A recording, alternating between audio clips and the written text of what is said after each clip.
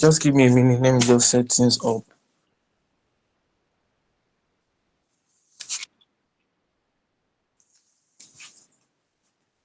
All right. So I would need a few of you to speak. I would need to know because this might be our last session on SQL. This should be after now. We'll be going towards Python programming. So I would just like to know how you're catching up with your learnings. So I would take 5 to 6 seconds.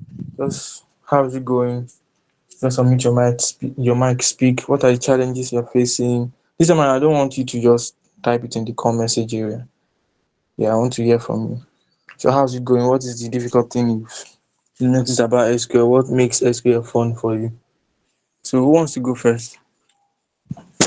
Because this is going to be our last. We should work on a project together today and just conclude all our learnings on SQL. So we're not going to really be doing much. I'll just take your questions. Then if you have any concerns, also take them. So who wants to go first?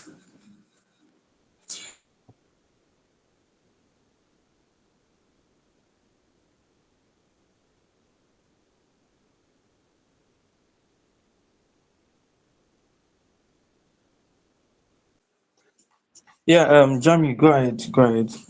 Yeah, good evening, everyone. Yeah, Yeah, good evening. my SQL course has been going fine.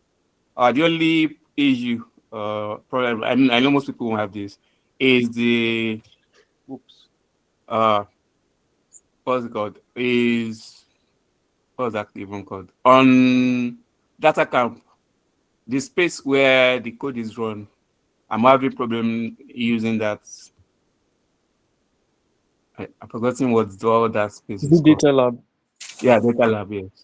Okay. Problem using that data lab. That's the only problem usually I have. So most times I try my code in pgadmin.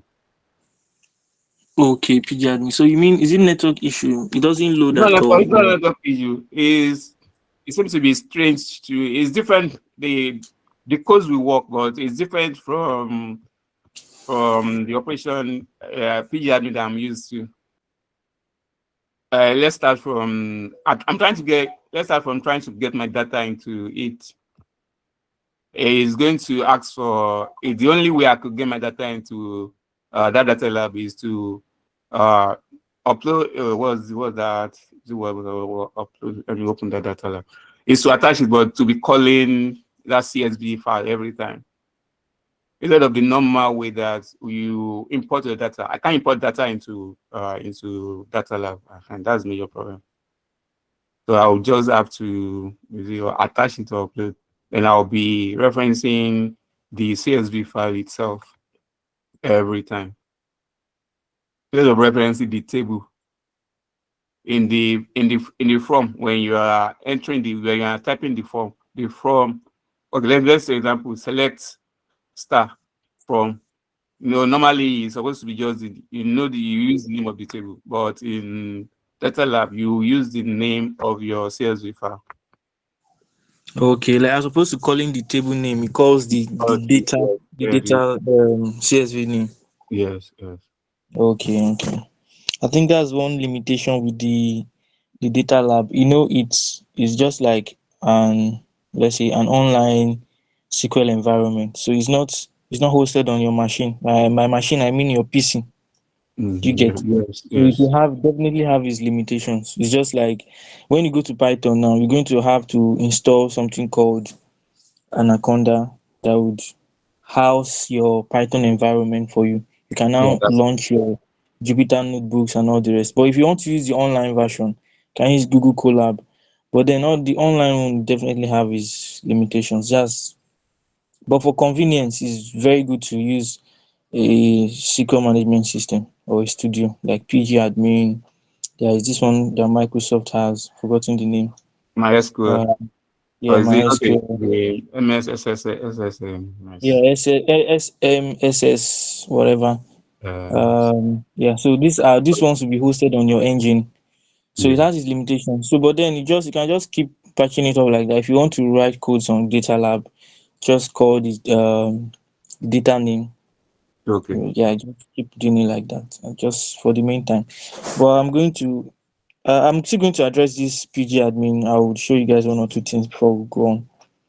But is there Okay. any? I need four more persons. Who's going next? Just it might not be secret. You want to ask me about career wise. Just let's discuss, because after now you might not likely hear from me again. No, I'm not dying. God forbid. I'm not going anywhere. I mean, I mean, you're going to have other TAs. We are handing you guys over. Deborah, you're laughing. Well done, Benedict. So we're going to be handing you guys over to the guys that will take you Python. I won't just lay off my hands immediately. I'll still be with you guys. I would have taken you guys on Python because that's also where I'm also very good at. But I guess it's a community, so everyone would have to experience. Everyone wants to contribute. You get. So I just wish you guys the best. But you can always reach out if you have my LinkedIn, if you have my contact, or you need it, I can give you. I'm actually trying to build up a small community of data professionals. But that's by the way, I'll tell you guys later on. Um, so any other concerns, Foba? I've not heard from you in like 2 decades. Shifiat, your voice is scarce. I'll be calling you guys out. Oh. John, yeah, let's hear from you. Yeah, good evening, sir. Yeah, good evening. Yeah, I think one of the issue me I'm having is the getting of the certificates from from DataCamp. I had to team up with Divina at some point to work on some of what they were requesting of us. But it seems the code we were able to come up with was not passed. Let me just use the word Mm, passed because mm, I think we're expecting a particular query from us that we did not just understand, and we tried our best. First submission and second submission, we could not match up with what they were asking us of.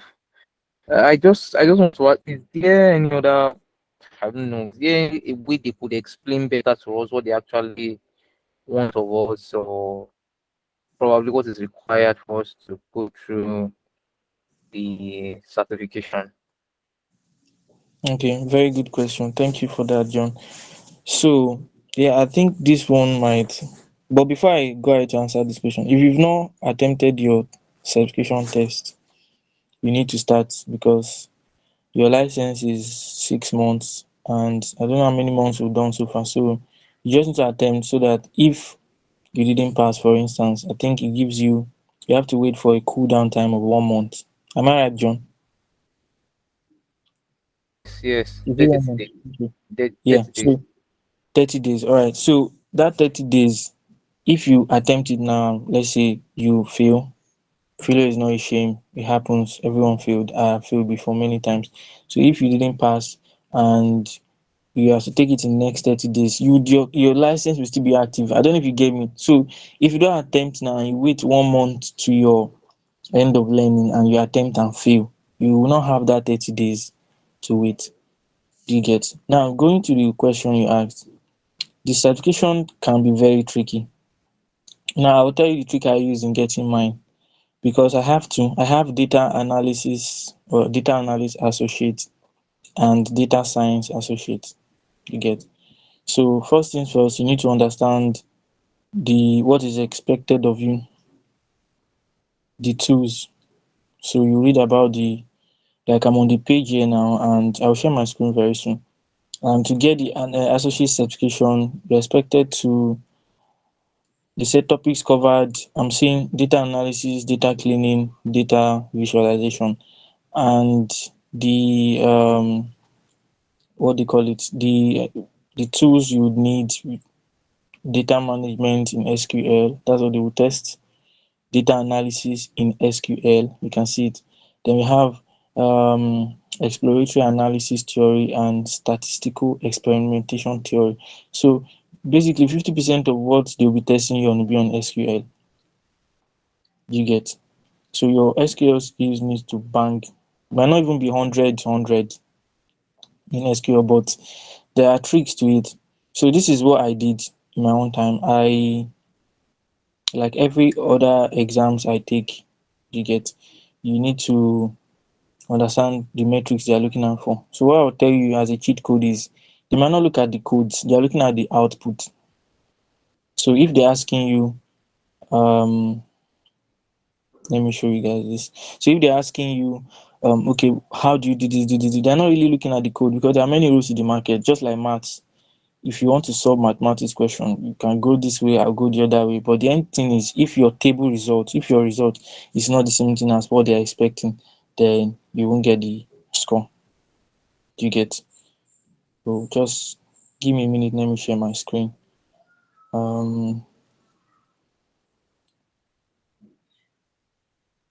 Just a minute, I'm with you guys. So if you have any other things, just be ready. After I'm done with answering John, then we'll move to the next person. So I'm opening the floor now because I don't want you guys to just learn. Some of you might have um concerns that you want to tell me about. Can even be career wise. Probably you want to start up something and you need advice. I'm not an expert, but we are here to help you. Okay, this is the link. I will join on another device.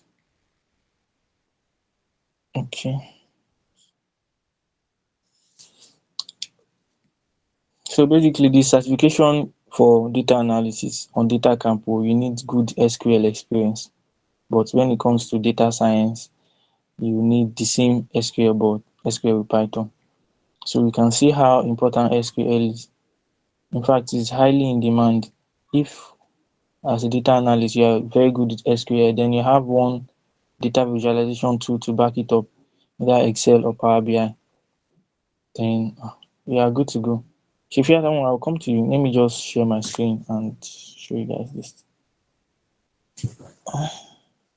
It's my network.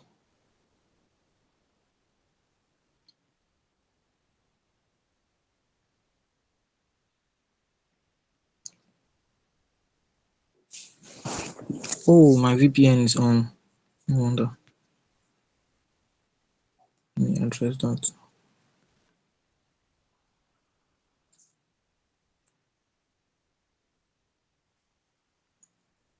Okay.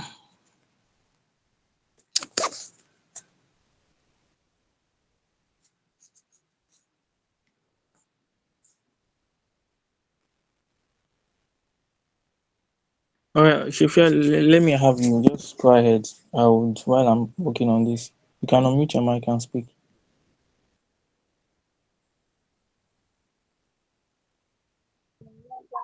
Good evening. Can you hear me? Because I'm logging Yeah, I can hear you, in. but the background is noisy.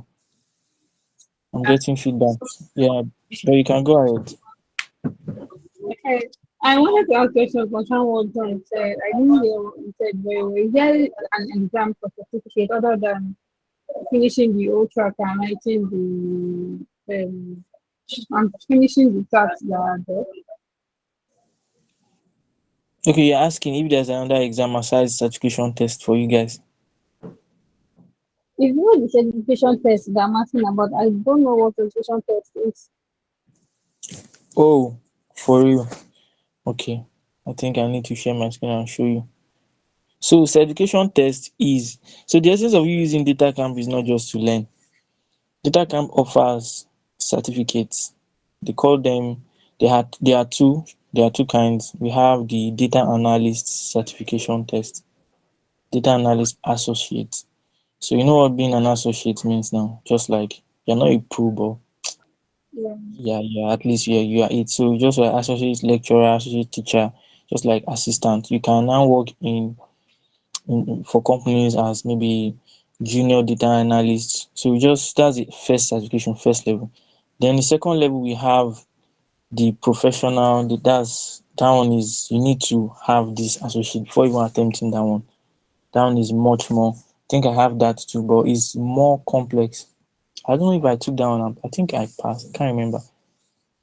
But that one is much more complex. So that's why we are learning on data camp. That's why data camp is partnering with AI Community Africa to bring this to you guys so that you can put this in your portfolio, put this in your on your LinkedIn page, just to show that you've undergone this training in data analysis and you have what it takes. Because I know that certification is not all that matters, but then you have the certification, you have the let's say the experience, because it's assumed that all the projects, the assignments we've been giving you guys, I've been giving you guys more practice time to get. So there's not how you have the certificate and you cannot work in a real job setting as a data analyst. So that's the certification test we are talking about. Do you get? Yeah, exactly. So it's what is the certificate that was get after finishing that track that was recently put on our assignment, right? Because I am Yeah, the only you get one yeah, you completed. get the certificate, DataCamp certificate, and you'd also get a certificate from AI Community Africa. So you're going to be having two certificates. The AI Community Africa certificate caps up everything, like at the end of all the track, when you are done with everything, so you get Okay. the AI Community Africa certificate. So would So I be that's writing how. the exam for the AI community and super certificate too? No, no, it's just going to be. It's not going to be like an exam, so to say. Just like the last, after all your this, thing, would going to give you a project to work on that Yeah. would have Excel, SQL, Python. Then once you pass that, I which have I'm one. sure you Uh, don't have. You said I said I have one more question. Does that mean that people that finish last track already have the associate data analysis certificate now, right? does that mean that people that have what? I said I'm still confused on the exam that you mentioned. Does that mean that people that finish the track, that track we are on SQL, on SQL, does that mean that people that have finished it already have the certificate for the associate data analysis? No, you cannot have it, even if you are done with the track. You cannot have it till you take the test. Okay. Uh, I guess you saw when you share your screen. Or I'll figure Yes. it out later on the next time. No, Thank you very much. I would also show you. I know my network is. I'm trying to sign in with another account on my system, but I will show you, and I will show you like all the. Since I've gotten the certification, I will go through my own project. Probably just it's not going to be like an expo, but you just see what you need to prepare for. Just a minute. I really don't know why this is just. So who else wants to? Is there any hands raised?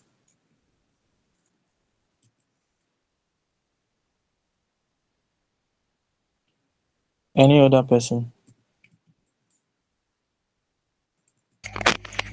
Sorry, I also want to ask, after Python, which other one are we learning? Are we learning Power BI or No, Tableau? after Python, Python will be the end. Python will be the last one. Okay. Yeah, Python will be the final, like you get. So if you notice, one thing about data analysis is you need to have a visualization skill or two. Then we have a SQL tool, that's structured query language. Then you also have a program. So for visualization, we chose Excel for you guys, which is the foundation of data analysis.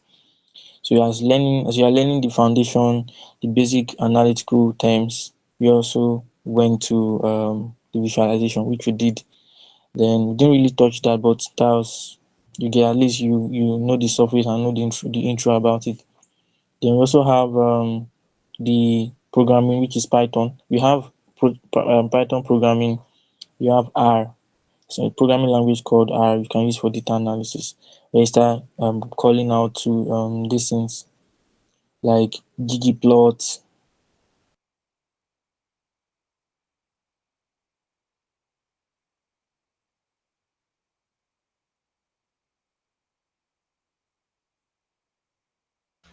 So can you hear me? I joined on another device. Just confirm. Okay. All right. So, as I was saying, you then have you have for SQL, we're giving you Postgres. We have Postgres. We have they just slight differences. Postgres. We have MySQL. We have NoSQL.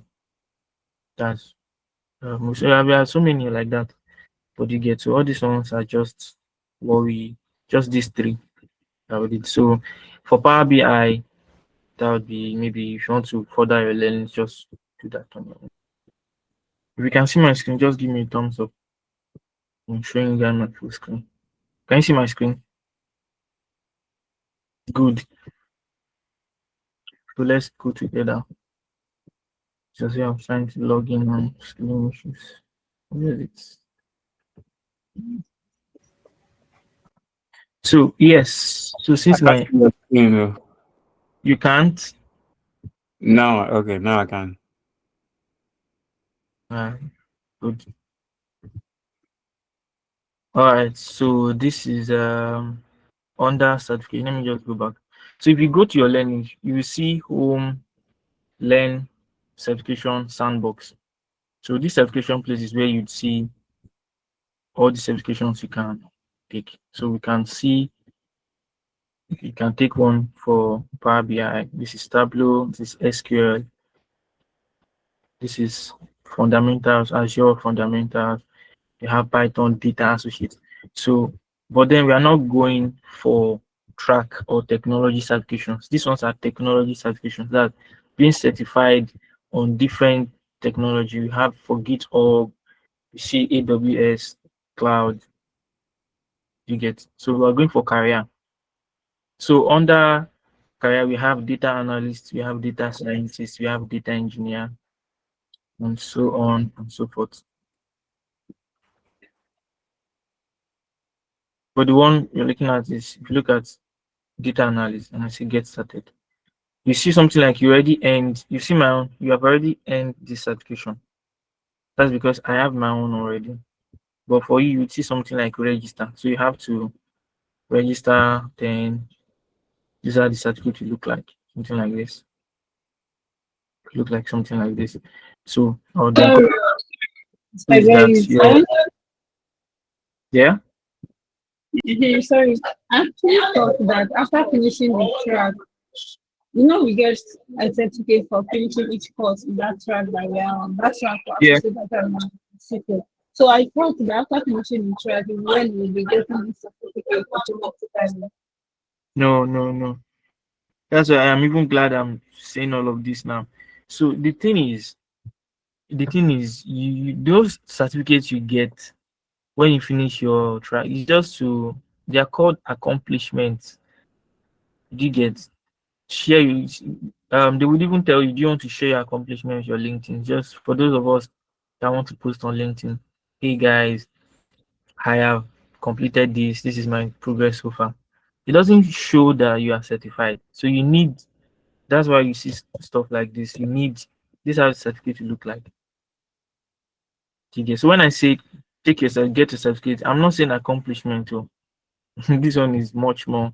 For those that have tried it, you know that it's not beans. So you get but it's something that if you've been following the breakout sessions, you've been taking your learnings, this should be easy for you. At least the first, because there are 2 steps. I'll show you all of them, don't worry. But let's go ahead. So these are the topics you'll be doing majorly encompassing data analysis, cleaning, and visualization. So it's just a beginner level. You don't need to be one kind advanced. It takes 30 days to complete and you can share a certificate. So these are what you gain. You use blah blah blah. This is what I was telling you. You use SQL to extract, join, aggregate, validate, and clean data. So this is a tip I would give you. Before you start, you need to know how to extract using SQL, the syntax you use or the statements, how to join. You need to know how to join tables very well, how to do aggregations, how to validate, and how to clean. You need to know how to describe statistical concepts for hypothesis testing. So these are the 4 criteria you test you on.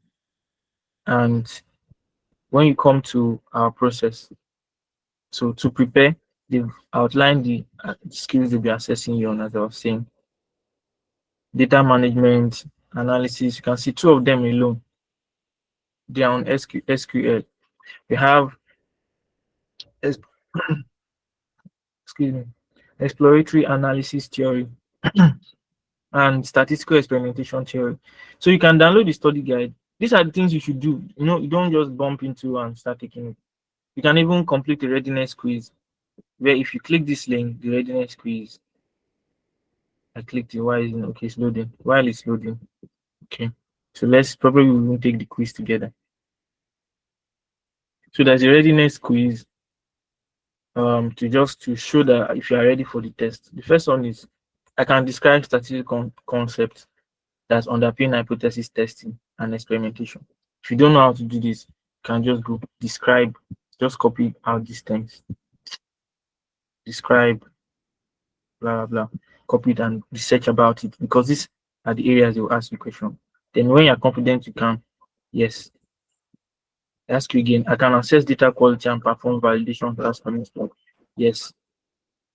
I can perform data extraction, joining, yes.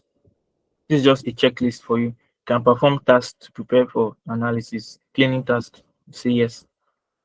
So go on and on. You can use the visualization tools, say yes. Can report character data relationship. So once all of this ticks yes for you, you know that you are ready. Then aggregate data. Once you are ready to tell you, you can go ahead taking the test. So you are ready to get certified, then you continue. But let's go back. No, take me back like 4 steps back. Okay, so where were we? By the way, I just love the DataCamp symbol. Just I don't know what it entails, but whoever came up with this, just like really simple and makes sense. So yeah, so you have to register before you start. You register. I can't register because I've already earned this. It's timed, so you need to know how much time you have left. Just take away. I think it should be 2 hours. Yeah, 2 hours and 2 attempts. So take away from all the noise. Just set 2 hours aside, because you need to concentrate. So to successfully pass, you should be able to do all of this. And this is the practical example. So this is so you have 2 stages, right? This is the first step. The first step is a timed exam. You see it that assess your proficiency in this, and this. While the second one is the final step, is the certification process. You would have 2 attempts to complete this. Now this one is much more practical. It's the practical exam. This one is the practical exam. Usually you should be able to ace this one. This time the exam should not be hard. This is where the issue is. So this one is much more practical. You write the codes from scratch by yourself. So sample practical exams. Now see the first one. You can see open a sample practical exam for listening. Okay. This one is sample practical exam. Let me open this project. I think I opened it here. So this is the sample to just prepare, just play around it. The sample practical exam. So this is how it's going to look like. You're going to have a practical exam. Now you pet supplies. Probably this is what we'll do today. Put this together. So we have pet supplies, and PetMind is a retailer of products for pets. They are based in the US. They sell products mix of luxury, everyday items includes blah blah blah. They've been testing this approach for the last year because they want to increase sales by selling more products.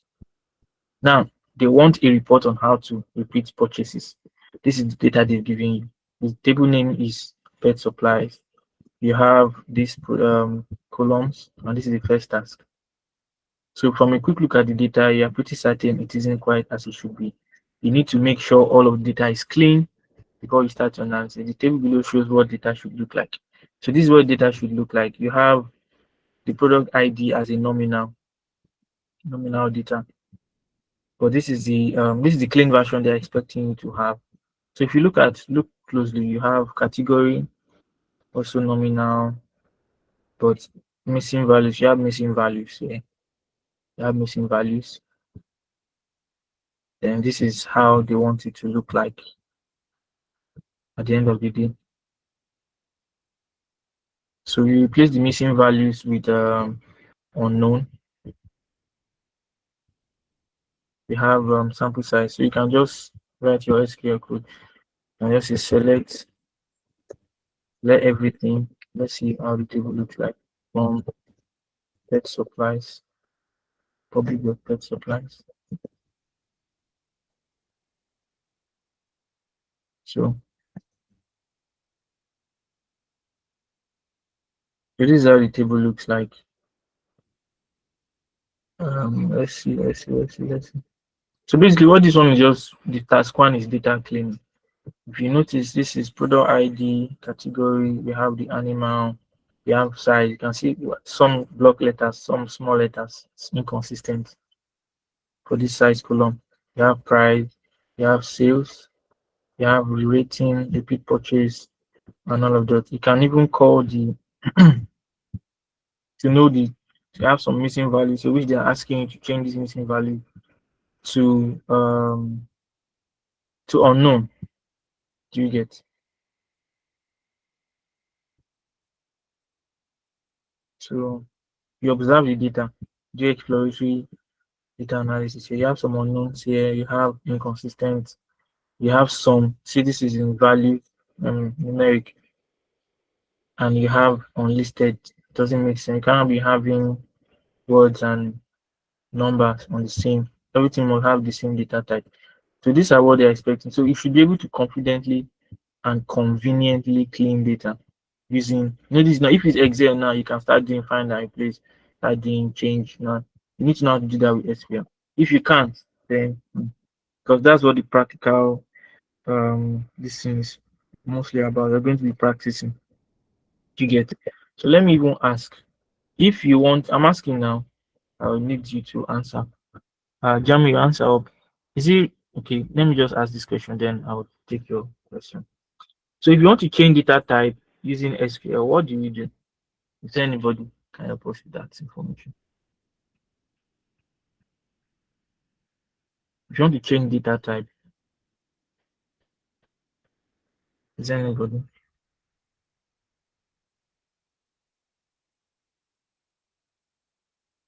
This is just like what I'm asking, just like what we did here. Where is it? Okay. So how do we change data type here?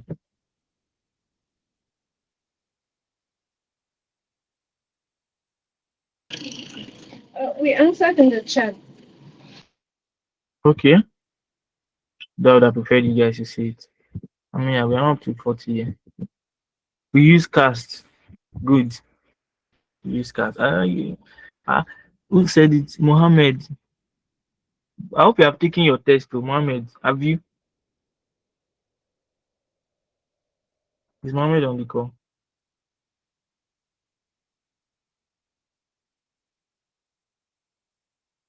Mohammed, have it? Who else has attempted their test? If you've attempted your test, just drop. You can't talk. If you have accepted your I say accepted. If you've attempted your test, drop a yes in the comments here. Attempted at least the first stage. Sorry, what is? Was it the last assignment you gave? No, not the last, not the last one. I'm talking of the certification test. Anybody? Nobody?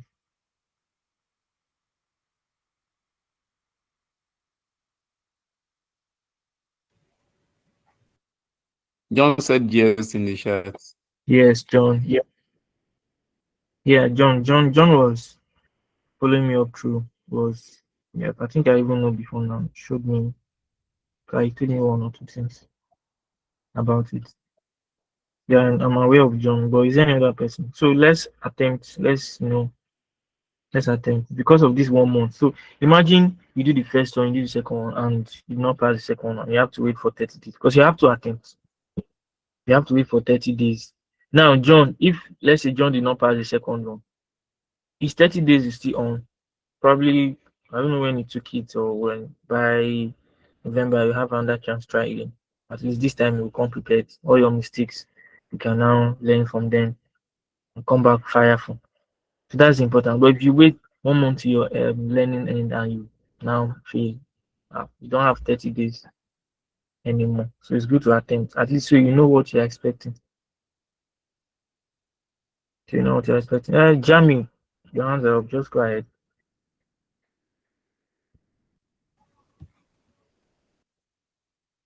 Yeah, Jamiu, can you hear me? Yes, I can hear you. My question relates to the career wise.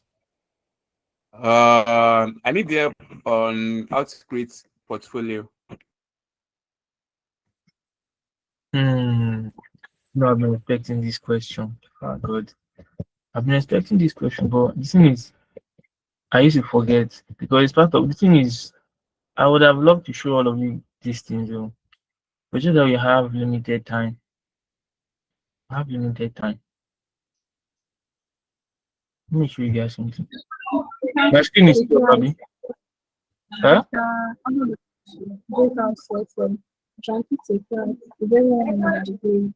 Keep speaking on.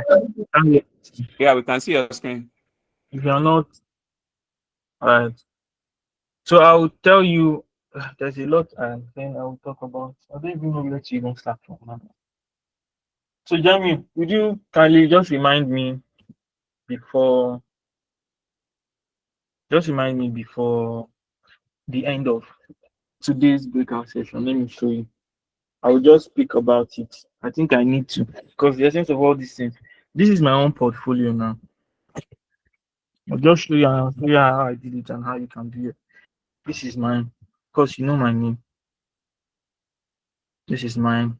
So I'm applying for any what do you call it, job role and my experience. So this is what a portfolio means and many others like that. I will show you how to do. I have one in Medium, platform called Medium. So we need to start having a portfolio. You can even use DataCamp. DataCamp has, this is Medium. Medium is like I used to write it like articles. I have 13 followers. Still going. So this is a portfolio. Just talk about all the projects we've done. Talk about them here. Then there's GitHub. There's GitHub here. What's my GitHub username again? GitHub slash github.com/Gaius Ufondu. Alright. Oh, I'm right. So this is GitHub. Different repositories. We have things called repositories. I have 12 of them. So repositories are where you store the blocks of codes. You get. So just remind me, I would talk about this before we leave today. But let's focus on. I think this is where we are. So as I was saying, we're going to have to take certification tests, and this is, you can take this one to prepare. This is just preparation for you. You get, so you are preparing for the data analysis certification test. So I encourage you to take this one. Once you can confidently, you can answer these questions, then you are good to go. So just tell me in the comment message area, should we walk through this together, or should I go ahead and show you other things? Because I want us to go to PG admin to show you how to use it. I was saying I will, but I don't know if Emmanuel has got taking you guys through it. So just write in the comment. Let me take the highest vote. So if you're on the call and you can hear me, you need to say something. Should we walk through this certification whatever together, or I should go ahead to show you how to use PG admin and probably talk about your portfolio? So I'll check the let me check. So just you must say something. If you don't need to unmute your mic, just drop a comment. Stop on the PPR.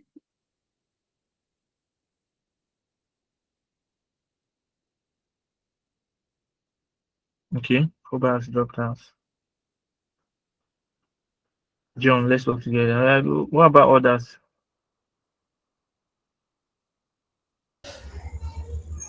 You can just type it too. Okay, let's work through the certification. Okay.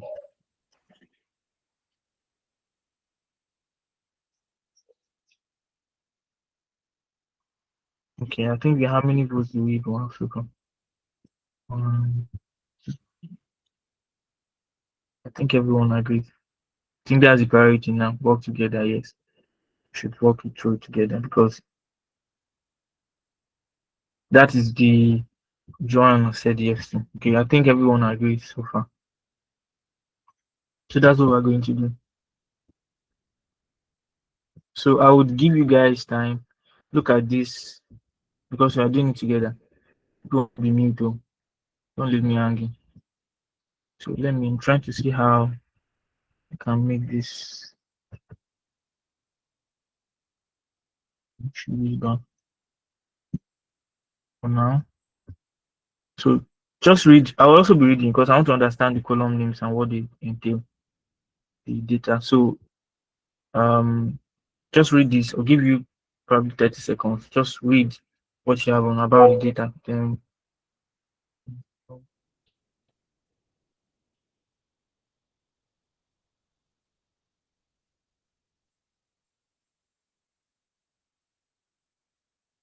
so just read on it. I'll be reading it because I'll need to understand what the data is saying. Proper understanding will give us idea what to do.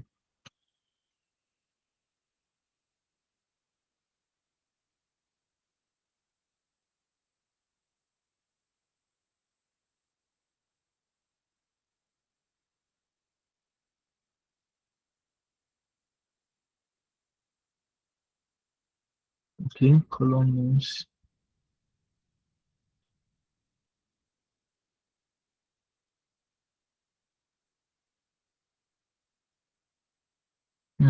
Right. This is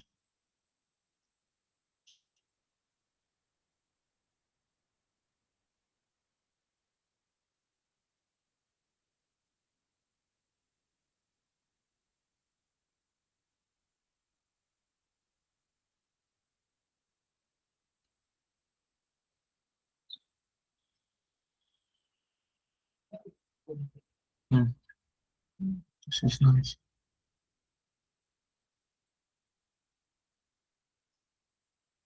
So okay, rating, repeat purchase.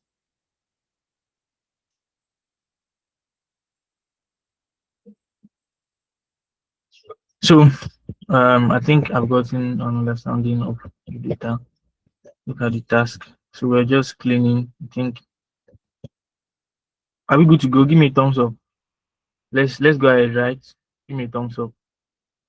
Who's ready? John, always active. Deborah, nice. Chinaza. Okay, we are good to go. Nice. So note that this is not the actual certification. No. You can see it here. Prepare for the prepare for data analysis. So this is just a preparatory whatever. So what please just contribute and listen carefully because whatever we are doing here, you see it. You can ask John. John that's taking, you know that it's Can not we child's play. The first access stage this is as can you? assess that practice as ourselves as Yes, well? yes, yes, definitely. So from this is the page when you come to certification, you would see let me go there. Let's start from scratch, please. When you see certification, this is what you see. Welcome, your name. Then you have technology certification. I've told you about it, but we are doing career-wise. So come to data analysis.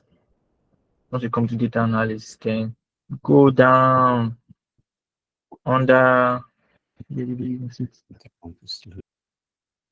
Yeah, it should be under practical exam, something like that. So you see sample practical exams. So then open project. You can even read on common exam mistakes. Well, we've started with this first one, so let's do this first one. You get. So it's open for everyone. It's not because I have done. It's not because I have done my certification. That's what they are showing you. If you go to yours, just come down to practical exam. So it will show you practical exam samples you can use to prepare for the actual practical exam. Do you get? So that's what we're doing. So when you access that, you open it, you come to this. So I will be contributing 60%. You guys will do 40. So we're working together. Just going to correct some of your mistakes and do together. So this is how I approach analysis. I've investigated the table, and you can see how we notice some things here. We see that inconsistent font size. We have not font size, sorry. We have some with small letters, capital letters. We have some with empty columns that ask us to change to unknown. We also have I saw some, I think in the sales, no, not sales.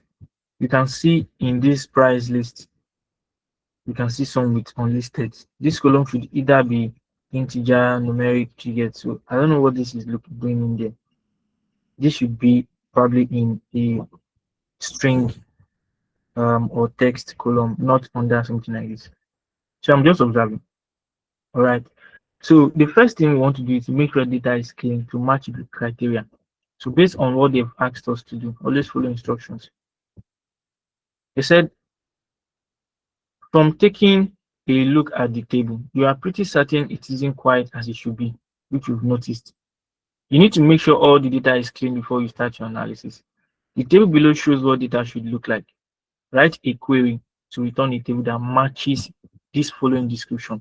So we want a table that would make product ID nominal with the missing values, are more possible due to database structure. So we need to make sure that there are no missing values in the product ID, because if a product is without product ID, then it is not a product. This is our unique identifier for product. So we are not even allowed to have any missing values here. So any column with the product ID that missing values, I drop them.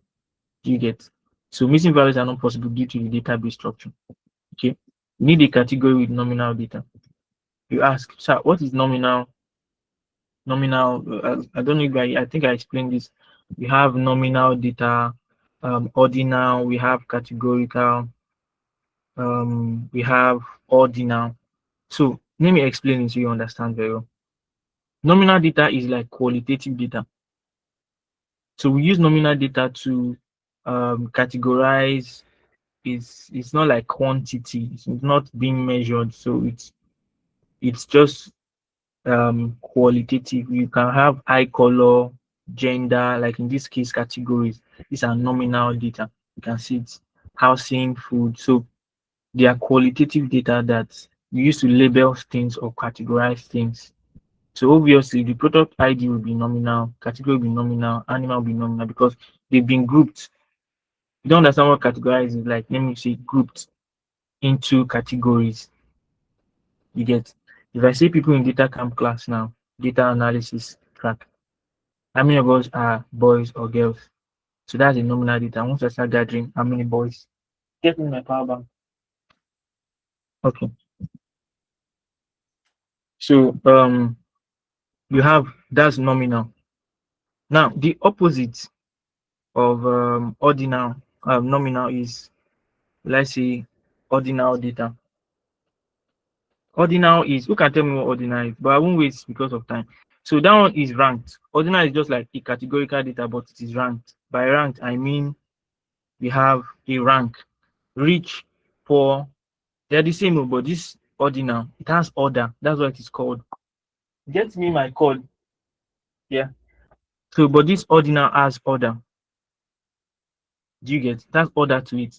This ordinal, you see size. What is size without order? So we have small, big, large, medium. So it's orderly. That's why it's ordinal data. So if you ask, thank you. So if you ask, what is the difference between nominal and ordinal data? Nominal data is a categorized data, while ordinal data is a categorized data, categorized qualitative data that is in a specified order. That's the difference. So then we know continuous and all of that. So this is what they want us to do. Now we're going to start, and this is, I'm just going to leave this and open another cell block here because I want to be seeing the data table.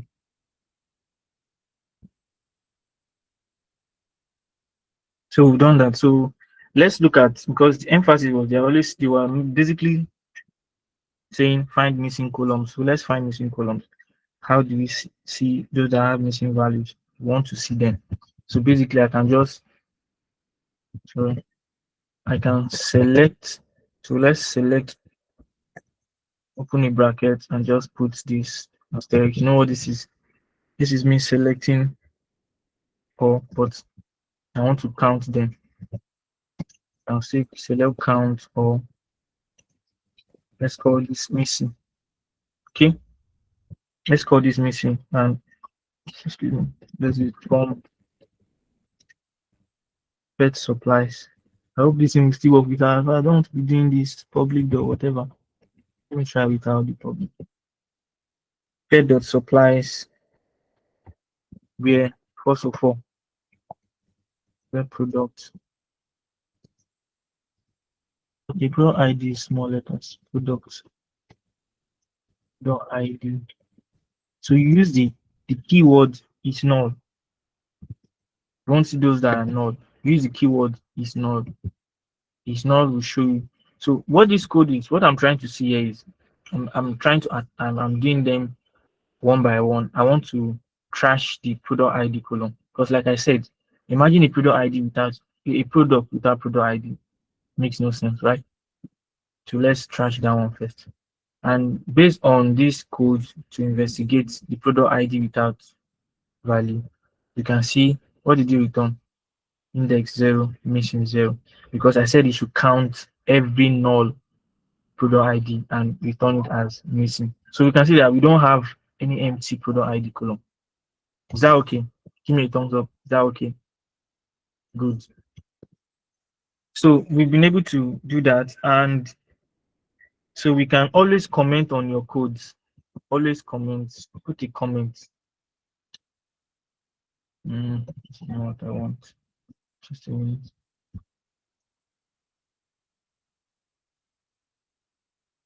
Okay. So always comment for those that will be marking. If anybody's reading your code, you can understand it very well. So let's just say seek for no values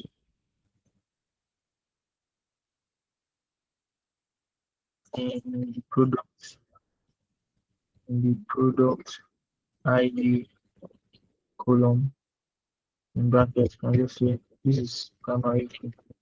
So this is actually a primary key. So I'm trying to seek. This is what we did. Seek for null values, which we've done. You can see that they are null. Are we Please, together? think So now that we are, please, you're a bit very fast. I'm fast. Yes, from my end, yes. Oh damn. Okay. From where did you lose me? I didn't get I didn't Yeah. get what you are trying to look for. Oh. Okay. Okay. So let's do this way. So what I'm trying to look for is, I want to see the missing values or missing rows in this column we call product ID. See this product ID is the primary key. I think I should not explain what the primary key is. You should have been hearing primary key, primary key, primary key. The primary key is a unique identifier. So for this particular product, the primary key is the unique identifier is 1. So it's a food, bed is animal, size is blah blah blah. So this is 1. Then we have for orders. And based on what we were asked to do, see what they said here. It just said write a query that returns table that matches all of this. And for this product ID, it said nominal, okay, the unique identifier of the product, missing values are not possible due to the database structure. So I want to make sure that there are no missing values here. That's why I use the keyword select this as missing where from the table name where the product ID is null. See, this is null will return any row, any cell, whatever that has empty values there. But remember that is null doesn't do. If I have a column or a cell that has something like null, it won't return it. This is not only works if it's like totally empty. By empty, there's one I saw that was empty here. See what I mean by empty? This now is empty. Something like this. So that's what is null does. And we can see that we don't have any missing one. Are together, right? So that's what we've been able to do. So the next thing we can also look out for is we can account for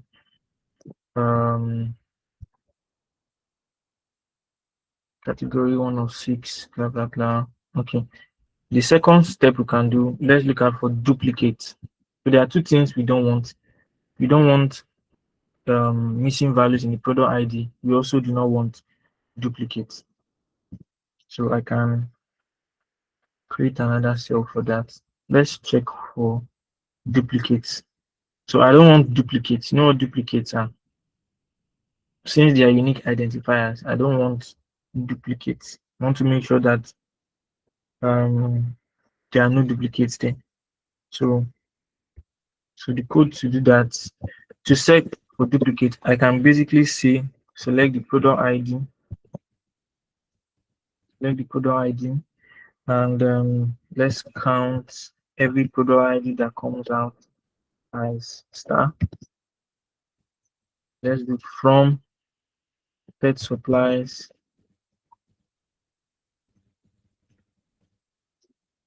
Yeah, okay. Sorry. From pet supplies. Okay. I'll show you the trick to count for duplicates. So if you want to look out for duplicates, you can group by the product ID so that any one product ID that appears more than one will come out. When I run the query result, you see it, and you can see order by. There are many ways to do this, but this is how I choose to do it. Product ID, and let's see this. So what this will do is since I'm grouping by the product ID, it would group every product ID together that are similar and return it as probably counting it. You see it. So this is count. So I'm going to see the number of times each product ID appears. Let me go over this the code again. So I'm selecting product ID, and I'm counting all of this. Probably count number, whatever you want to put. But make sure there's no space. This is number of appearance. So to change this column header, the number of appearance. You see it. So from pet supplies, I'm grouping by the product ID. Since I'm grouping by this, assuming 15, this product ID 15, it's appearing more than once, it would show twice here. But since I want to see the number of appearances, I can say order. I want to see those appearances that are more than 2. Order by number of appearances. I hope I got this clearly. Oh, sorry. Appearance. Order by number of appearance and I didn't get the appearance. So but then you see what happened there. So since I'm ordering by the number of appearance descending, any appearance that shows more than once would have seen 2 here. So what this is telling me is I don't have a duplicate product ID. Is anybody following me? Okay. I hope it's not just John. You can't see the screen being shared. I think you should go and come back. Okay. Okay, everyone, you guys are following me. Hold on, I see. Okay, good. I think we can use this code for missing values for as well. You can. This new I code, think. you can use it to check the missing value as well. Yeah. The null value. Anyone with zero counts. Yeah, that's what we. Do you mean this one? This new one, the last code, I think we can use it to check for if we use number appearance as well. Anyone with zero Yeah. will mean that it's no value. Yes. There's no value for that. Yes. So if I change this to, let's say I want to order by the product ID ascending, you can now see. You can do it however you want to do it. You can use is null. You can return the count of this. However you want to do it. But for simplicity, to count the null, you can just use this. Then let me comment on this. The comment is you can be free. Just express your English skills here. You can say seen as there is no missing value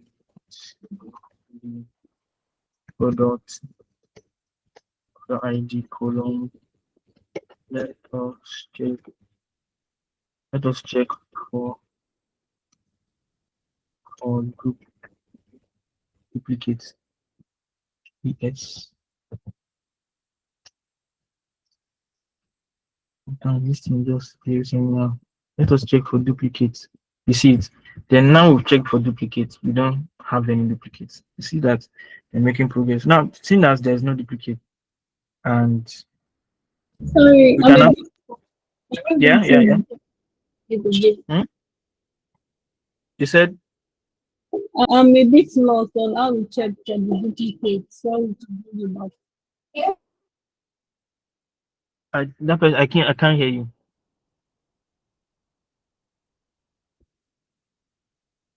Who is speaking? It's Shakira. I said I'm a bit lost on how we check for the duplicates. Can we try to do that again, please? Okay, I'll do that again, and I will take 4. But is that what your answer is? I'm seeing your comment. That's why, right? So we'll do that. If that's why, just give me a thumbs up. Okay. So she's saying, could we do a sample query to drop columns, assuming we had missing values? This is very good. See, this is why I need everyone to be on board with me. So good question. We don't have duplicates in our own. We don't have missing values. But so by saying, what if I'm doing mine, or how do we drop the values? Very good question. Let me ask the audience. Who can tell me that? Who can just tell me? I just need what SQL keywords do we use to drop null values? Since to check for null values is null, how do we drop? Please, we are together. Please, we are doing this together. When you say drop, what do you mean? Okay, by drop I mean like remove from the table. Okay, it can't be is not null. Is not null is saying those that actually have content. If you say, let me explain this. If you say is null is saying what are the empty ones. Do you get? When you say is not null, let me show you, because everything is bad. We are doing practical here. Come and see. Come and see for this code. Before I go back to the question, let me just put is not null here. See it, right? Is not null. Control enter.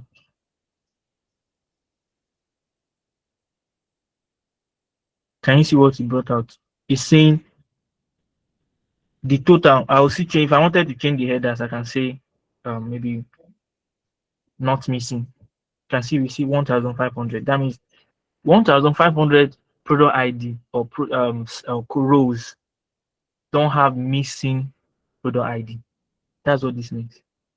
So it's just the opposite. Do you get? So it's the opposite of opposite of whatever. So to answer the question, let me just, because of time, just see. Yeah. So this is what we have is null. But imagine we wanted to now delete those ones that are now null, for instance. You need to be careful from this. There's this, I'll tell you 2 ways you can do that. So the first method is using the delete statement. Don't use this. This is just, it's not advisable to use this, because once you use the delete statement, it deletes it from your main data source, which is not advisable. So basically what you can do is just say, instead of blah blah blah select, or you just say delete from, you just start the code from here, delete from pet supplies, where column name, where this column name is not, is null. Yeah, that's what you do for this first one. You remove all of this, control this, if I wanted to delete it. But this delete statement, what it will do is, from this table, this pet supply, it will delete it. Which, as I told you, even in Excel, when you want to clean data, you have to duplicate it first. Then in case you make mistake, don't always go back to them. So this is not advisable, but this is a way. If you are sure that you actually want to remove it from your data well, your data table, you go ahead with this. If I run this, nothing will happen, because of course you don't have missing. Let me even run it, since I'm sure we don't have missing. So you do control enter. Cannot execute deleting a read. Oh, yeah, this one won't even allow you, because it's not, the data is not hosted in our engine. This is our computer. It's online, so I have no access to it. Yes, I have no access. It's a read-only transaction. It's not the data is not in my gear, but this is the first one. Now the second way, you can now which is what we'll do if you want to, you can say you can use the update statement. You can use the update statement like this. You start, let me show you how you do it. Update, you say update the table name from this, where this is, I think this is mostly if you want to change. Let me just do control Z to bring all of this so that won't start. So this is how it was before. I think it's still going to bring out this read something now too. If you use the updates, right? Yeah, that was what I sent to you. I think the update won't work on it. But try it. Let me see. Probably it was just the way I position the query. Let me just see how it's going to work here. Okay, let's see. Let's say you want to update. Yeah, let me just see this. So let's use updates from here. So to use the update statement, you can use updates pet supplies, updates pet supplies. Then yes, because update goes reset. Should know this by now. Let me just control this. Update pet supplies. Then you say set. So when you are, what are we updating? So we want to set this column name. Be, let's say column ID.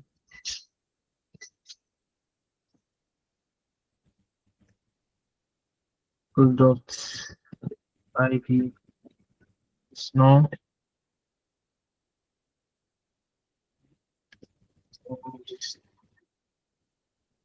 Then you see where, oh, should not remove it. Okay.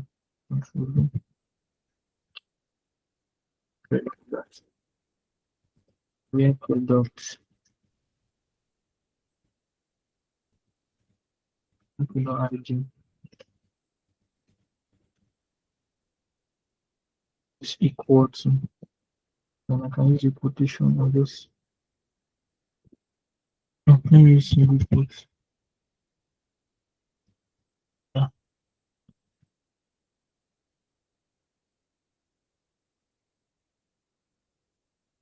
Mm.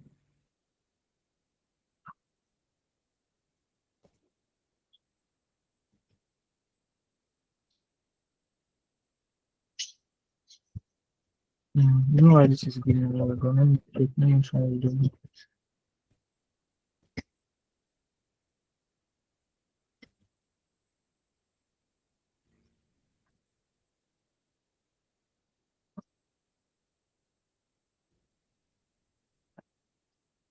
The is in small letter. The I of the is. Is that a problem? Oh, at I didn't even read it. Thank you. At or near is okay. Thank you. As I think Postgres is very sometimes like that. So the issue now. It says seek for non-values in the product. The product ID colon primary key. Near is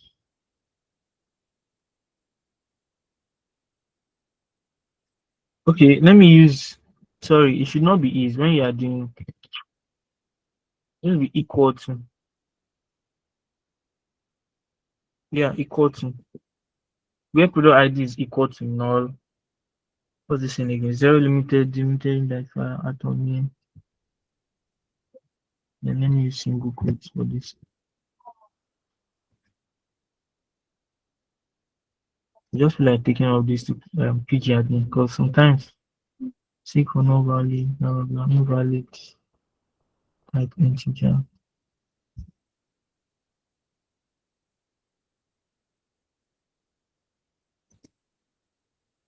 So basically, yeah, it's supposed to, I don't know, seek for no values in the ID column.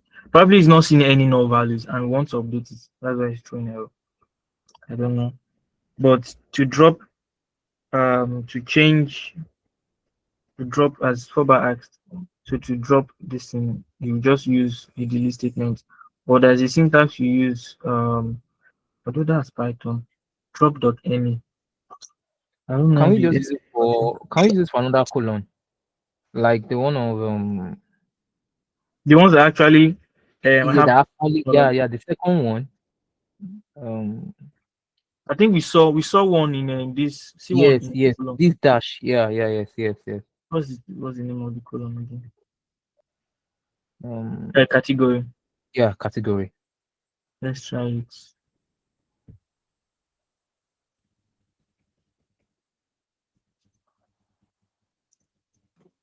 In category. No.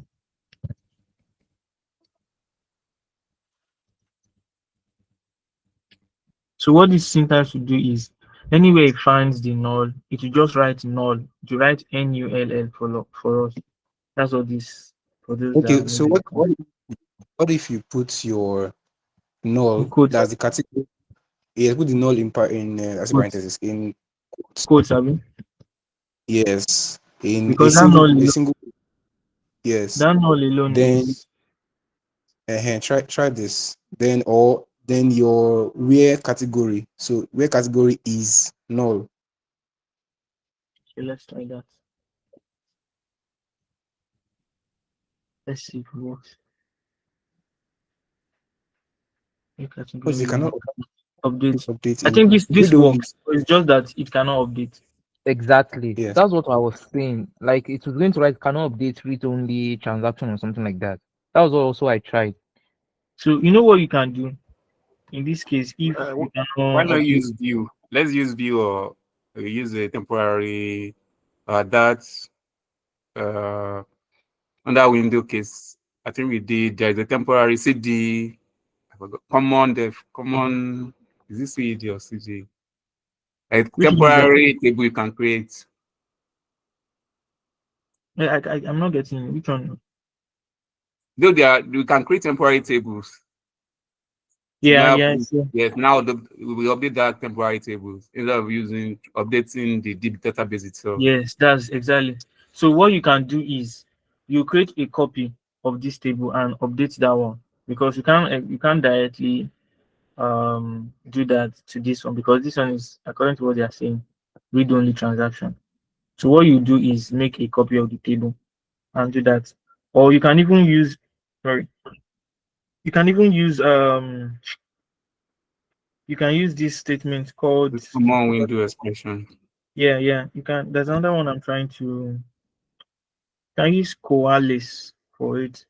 If you don't want to do a window function, don't go as complex, you can use a COALESCE. What COALESCE will do is to, you just COALESCE like you are replacing it. Let me write just one for us. Since we are in that already, I think let's go to the next and we'll do all of that. But hang in there, we'll do that together. We use the window function, we use the COALESCE just to see how we can get around that. So let me comment this. So let's say, let's replace, I want to replace for all the values now. Replace missing values. So let's see. Replace missing values with, am I replacing them with unknown? That's what you ask us to do. So then, so can select. We don't have missing values in product ID, right? So No. okay. So let's select product ID. So when you select product ID, I like to arrange my codes like this. We call this is how the COALESCE is spelled. COALESCE. SCE. So what this COALESCE will do is sort of replace. So let's start with the first. Which other column do we notice missing values? I'll do it for housing, I'm sorry, category, animal, size, price, which other one? No, we'll do it together. I can see unlisted in price. So this is what we can do.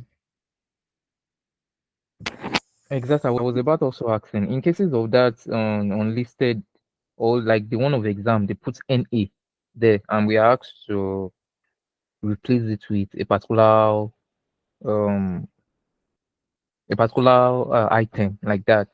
So what else are we going to use? Okay, I'll show you. That's this COALESCE statement. It's very flexible. So we say COALESCE. So we're trying to replace. So you say COALESCE null if, that's we are saying null if, then replace, then say, let's use the category because I saw one missing category. So we're replacing, there was this sign there, something like this in the category. I saw it in the category, stuff like this one here. So we're replacing that. That's what we are seeing it here. So I'm replacing that with, you can put a comma here, then let's do this. No, I'll explain this. Okay. Close the brackets. I think it's unknown. Yeah, I'll see right unknown, but I'll show you. I'll tell you why I'm doing this. Comma, then unknown. Let me the capital unknown. Okay. So I'll call this. Actually, new one category. So let me explain this. So basically, what this will do is, if you notice, I'm calling three statements here: COALESCE, null leave, replace. So you can see three brackets here: 1, 2, 3. So I'm replacing this. Replace goes with this last one. So I'm replacing all of this with this. That's what this is doing. So this null if is working with this. So it's saying null if category, then return this. That's what this null if is doing. So just combine. You can split it and write stuff differently, but just manage space and all. Just write null if. So if it's null, replace this. Then coalesce everything for this last one and return unknown. So then you call it category. This way you'd be able to, instead of using the updates, it will work if you use this coalesce statement. It will work if you do it that way. If you want to continue for other columns to make it easy, you can do enter tab. So you can do it for, I think, let me see, animal. There's a column with, I'm doing for all the string column now. Animal. Okay. So just in case they are missing. So I'll just say call out that same coalesce. Yeah. So coalesce. This time around I'll just write coalesce animal. Call out the column name. So I'm coalescing animal and unknown as for this one as animal. So what this is doing is replacing the empty whatever here in animal and returning unknown. That's what this is doing. So are we together? Are you following me? Let me show you guys something.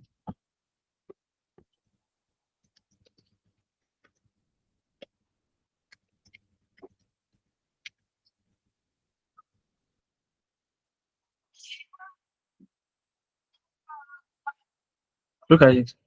The coalesce function in SQL evaluates a list of expressions and returns the first non-null expressions it encounters. It is commonly used for handling null values in database queries, providing a way to substitute a default value when a particular column or expression is null.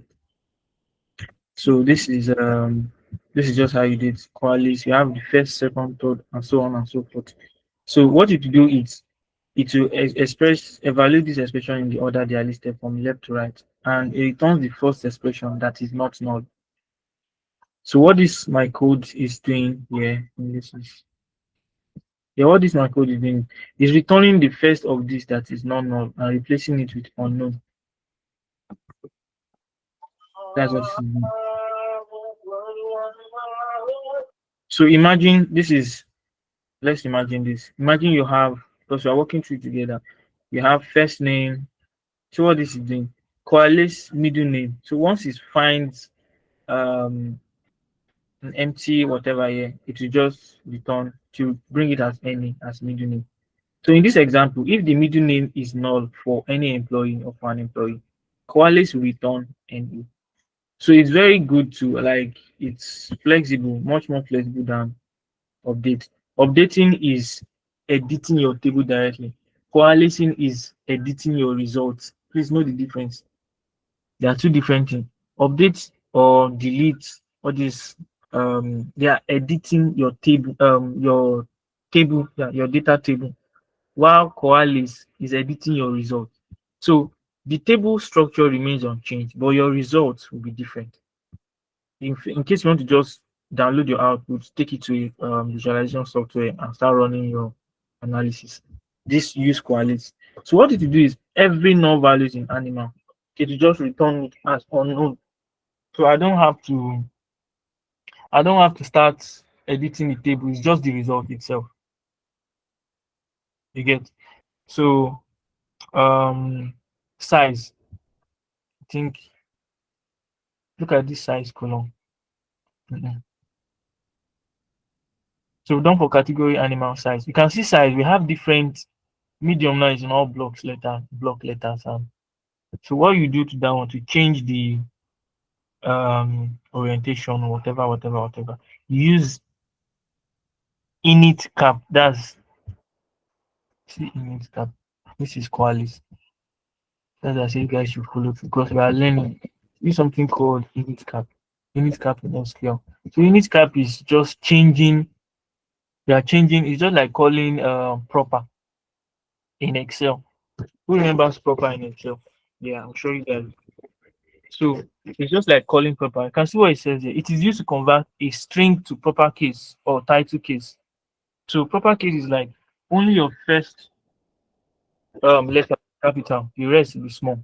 So INITCAP. So see the trick we're going to do here. Since I have all of this size, whatever inconsistent, we use INITCAP, and I'm also going to remove null values at the same time by. So you need to know how to manage your codes so you don't have repetitive codes. So let's go enter tab. So you say COALESCE. Yes, COALESCE. Then you say INITCAP. Open another bracket. INITCAP size. Because that's the name of the column. Okay? INITCAP size. Then you go out of this bracket. Inside this bracket will be that consists the COALESCE. You put a comma. Then you write what do you want COALESCE to do when it finds empty, write unknown. Then now let's call this size. So I'm editing my result. That's what I'm doing here. So what this is doing is INITCAP is changing, as I said, those small letters on big letters, change them to proper case. That's INITCAP. While COALESCE is now bringing everything that this INITCAP has done and returning empty rows to unknown and calling the entire column size. That's what this is doing. You get. So you can decide to put a comma here because we are not done. So if you check the price column, doing them one by one. If you check the price, now price you can see unlisted. So we have values and we also have unlisted appearing how many times. So I want to remove the unlisted. So what I can do here is you can use a case statement. We're asked to replace it with overall mean price. Sorry, overall median price, not something else. Yeah, you mean the size? No, This unlisted, right? Price. The The price. Sorry. ones that have missing values in price. Yeah, we yeah, have yeah. to change it to overall median. Yeah, the median price, right? Yes, it's look at it here. The price is so that can only proceed down to that's why you replace it 0. That's for the missing one. While the unlisted, wait, I think I'm not getting this properly. Oh, okay, I understand now. Okay, no problems then. So the price is so that blah blah blah can round to say two things. Should round to 2 decimal places. Missing value should be replaced with the overall median price. Okay. So it's a numerical column. You can't just drop the ones like that or just put 0. I was saying something during one of our Excel classes that if you have missing values in a numerical column like this, you don't just replace with 0. If your data is maybe less than, if the missing values there are not up to, this is 5%, can use the median for it. Use the median price to just update those ones that are null or like in this case unlisted. So what we can do to change, so there are two things we want to do here. We want to change the unlisted to the median price. We want to change the ones that are 0. Just stay with me. So I'm working with this. So okay, missing value should be replaced with the overall median price. That's for the missing value. Then we also want to change this unlisted to 0 since it's not listed. Are you getting me? So there are two things we should not mix together. The missing values should be replaced with the overall median price. That's any missing value should be the median, while this unlisted whatever we see there, unlisted will now be 0. You following, right? So the ones that says unlisted as text there would be 0, while the missing, it's having unlisted is not, doesn't mean it's missing. They are two different, you get. So one is it's unlisted, the other one is it's missing. So the unlisted is saying we should change them to 0, while the missing values, then we can now say the median price. So to do that, this is what we do. You can use, you can use a case statement for that. We are using a case statement because we have we use case statement when you have conditional. Okay, if this is this, this is this. In Python, it will be, you'll be using what name that keyword again? Forgotten. But for this, you use case when. Okay, yeah. For Python, it is for, while, for loops, while loops, something like that. But this is this, while this is this, else, elif statements. That's for Python. But for this, we're using case and when. Remember that case is when you have a condition. So case statement goes with when, goes with else and end. So something like this. So you can say case when that particular price column we're talking about is unlisted. I have to get the spelling because I'm quoting it. If this thing is unlisted, then let it be 0. So case statement goes with when, then. Should be all these things. Case when, if, what this means is if the price is unlisted, then 0. You get. Then come again and say else, because I just have one condition. If it's unlisted, blah blah, then else. If it's not also unlisted and it is in numerical format, then I want to round it up because they said 2 dp, that's 2 decimal places. So I can say round that price, round the price. So I'm rounding the price to 2 decimal places. How do you do that?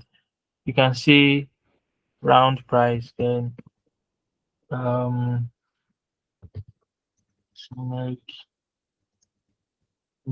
and 2dp. So something like this. But it's also good to use a comma here. Just use this thing we call, forgetting the name. Yeah, so what this is doing is the price. I'm changing the output structure to a numeric but 2 decimal places. That's this round. So if you check, you need to check all these things. You say round statement. Let me show you guys. Round statement in SQL. You see how it works. So yeah, so we have 2 things. You have the round, the number, and decimal places. So you use it to specify number of decimal places. That's what I have here. I have price numeric 2. If you go further, you would see something like this. So you call the number and put the number of decimal places here. But in this case, I'm not calling numbers. I'm calling columns. So I'm saying round price. Then I'm using this. Forgotten the name of this, but for the benefit of learning, so that you guys be aware. Okay. So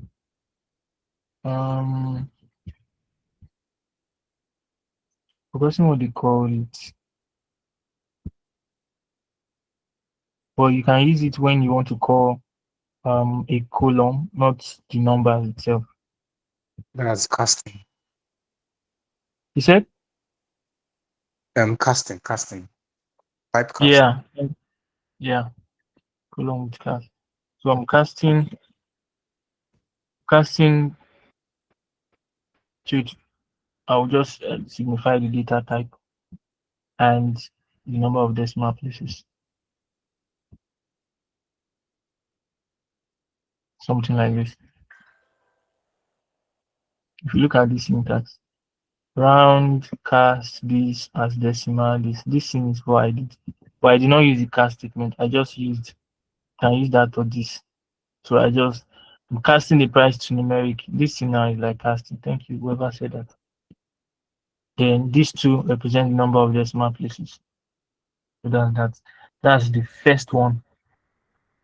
So I've not ended it. Once you write your statement, then you end. That end is if it doesn't, okay, if you change the unlisted to 0, you've rounded the price, you do 2 decimal places, then you can end as price.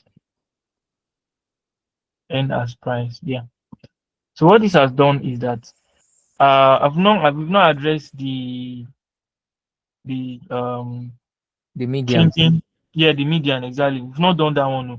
This one I'm just doing is first of I've addressed the unlisted and the decimal places. I've not addressed the empty or the null values. Now, who can remind me or tell me how do I change the null values in the output? What keyword? Just write it in the comment section.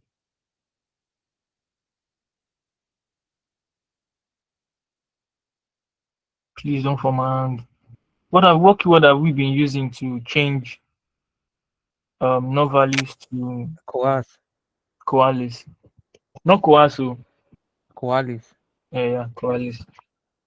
So I've done that for the round. So now let's address the missing values. Let's address the missing values now in the I think that's price. Yeah. So let's do COALESCE and this one will be much. I don't know, this one will be kind of complex. I remember. So let's just do select. This is median. If you remember the class I did on summary statistics, we have Count. percentile. Who said percentile count? Person is actually on track. Percentile disk. Do you remember the class we did? Yes, that Yes. you remember, Shay? So Yes. use this to find the median. Percentile DISC. Then you 0. see how go bit. Who said that? Sheffield. Oh, Sheffield. Your head is there. So percentile DISC. So I said you now specify 0.5, showing that the median. Then you now say you're not done. You use within group. So within group, that's when you now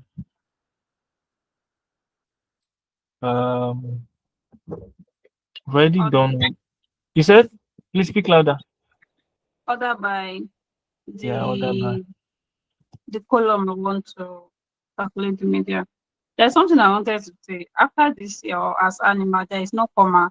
Is the continuation of the category? No, there's supposed to be a comma. Thank you. It's not a continuation. It would have even thrown up an error. After all these things, it's good to write a comma. That was a mistake. Thank you. So you write a comma showing that you are done with that, then another, that's how SQL would see it as another level. If you notice when I started key statement, I didn't put comma here till I got to the end. So that's how I do. When you are done with a statement or a scenario you are building, when I started with case, I wrote a comma after enders. So that's how you should do. So when you come here, you say order by, then order by, let's see, what are we doing? Let's say price, right?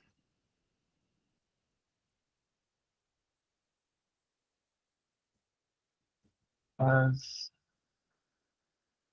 this, just open this will go, because just see, this price. We enter fast now, prayer now, let this thing work on. I thought it should be as median. Median sales, Abby. Median price, sorry. If anyone can just, since it's the same price, okay, just see median price.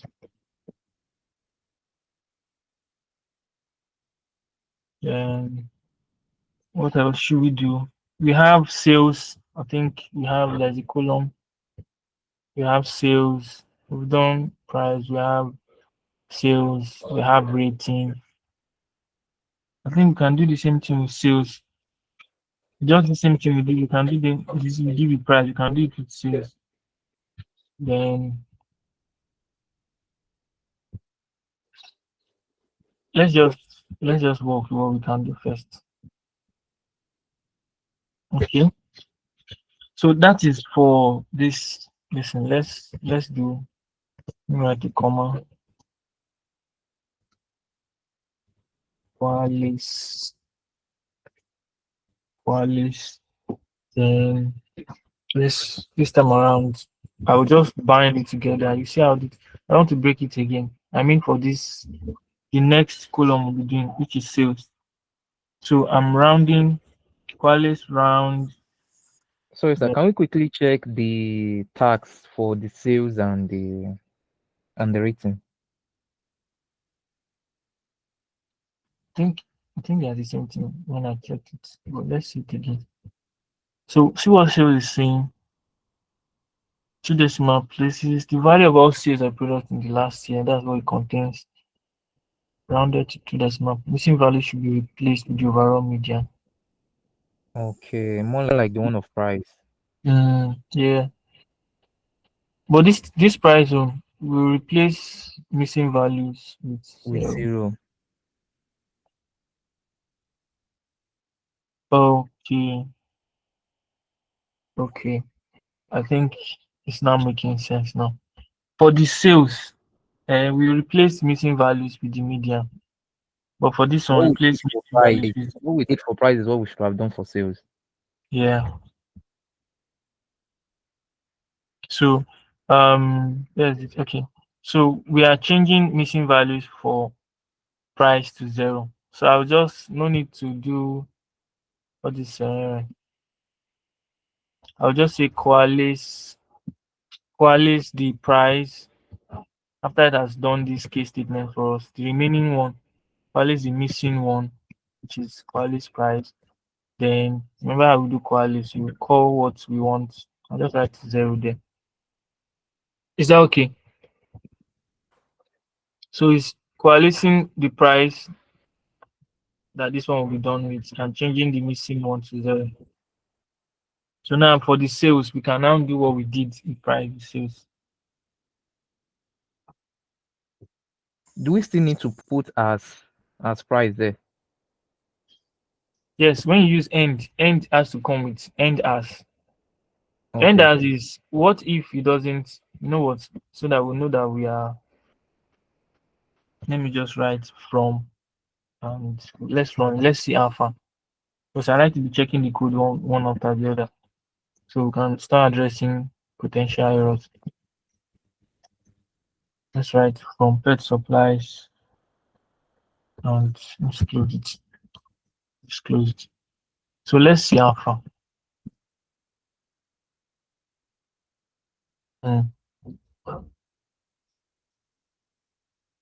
Okay. So I said here. Coalesce types text and integer cannot be matched. I'm trying to replacing missing values with unknown.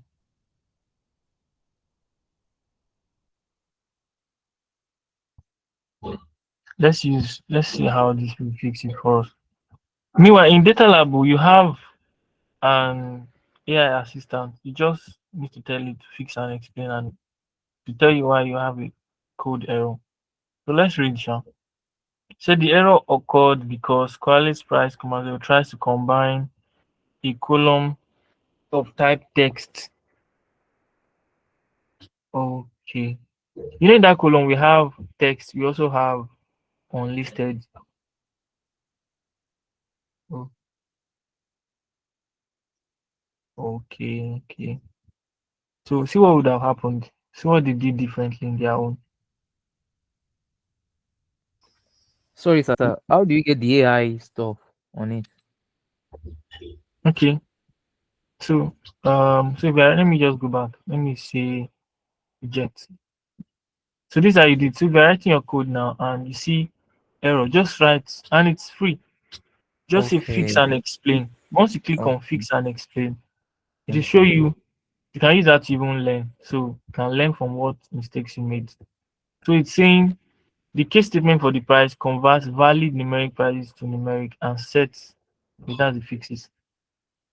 The problem was our numeric, first things first, we used a capital letter instead of small.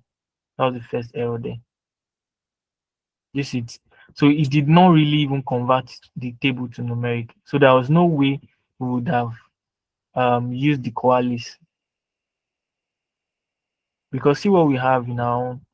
The plus are the things they added, the minus are what they removed. So I can just come here and say accept. If I click accept, the code, Sorry, our code automatically change. if I'm writing the exam, can I use the AI too? No, no, no. You don't have. I think, It's not there. is it there? Is It's John? not Are you the there. one speaking? It's not there. It's not even there. It's not That there, was Shay. that was the reason I was surprised when you mentioned it. It's not there. It's just I think they deactivated it for. Yes, it's almost 8. So you can use for practicing. You just use it the AI to learn. Once you fix it, like you can notice that it fixed our errors for us.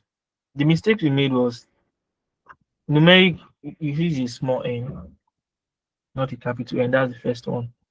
Then the case statement we did it only once when we said price. So we are supposed to use a case statement again when the price, we use a case statement twice because we are trying to use this one to round up numeric, and we are trying to use this one to change. Let me see. Okay, so this is saying when price is unlisted then 0, else round as price. So COALESCE case when price, you're supposed to repeat it, or you put the COALESCE in front of the case statement once. So if you are doing this, you can't just use the case statement and come differently and use COALESCE. So you have to COALESCE case it. So in that case, if I don't want to accept their own, let me show you guys something. This is what they added. See what we can do in our own.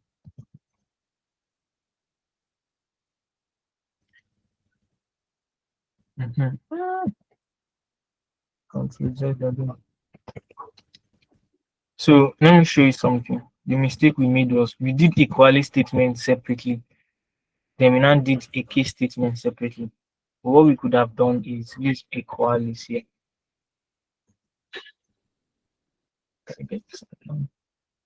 Equality, then use a case statement. And be like this.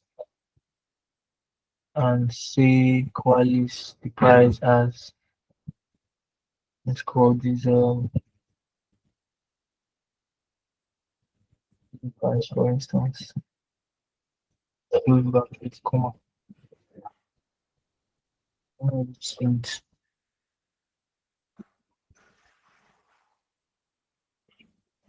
Oh.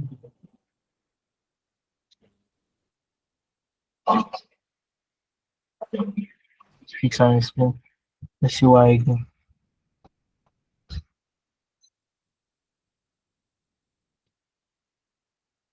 Okay, so we've been able to chunk it up into one because I embedded the case statement into the Qualis. So we have Qualis case, Qualis, then okay, call the Qualis twice.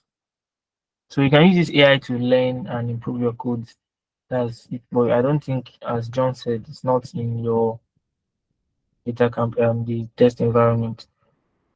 Sometimes even the AI itself would not even get it.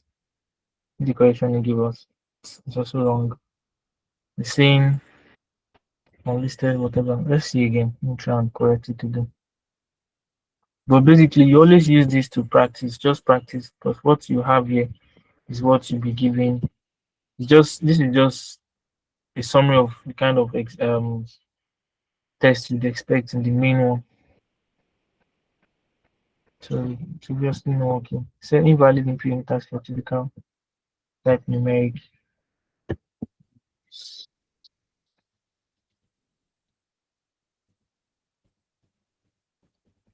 Trying to bring in the first exit.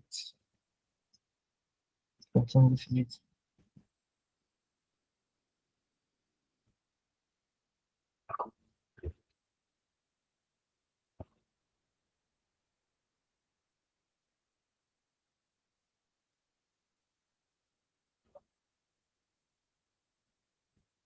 So please, I think he has dropped the attendance. I think Bennett has dropped. So this is the one that worked. So apparently, when you coalesce, okay, this works for the coalesce.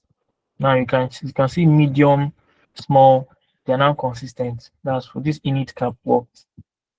The category wise, I don't think there are no null values now. They've been replaced with unknown. Let me look for unknown. I want to see the unknown myself.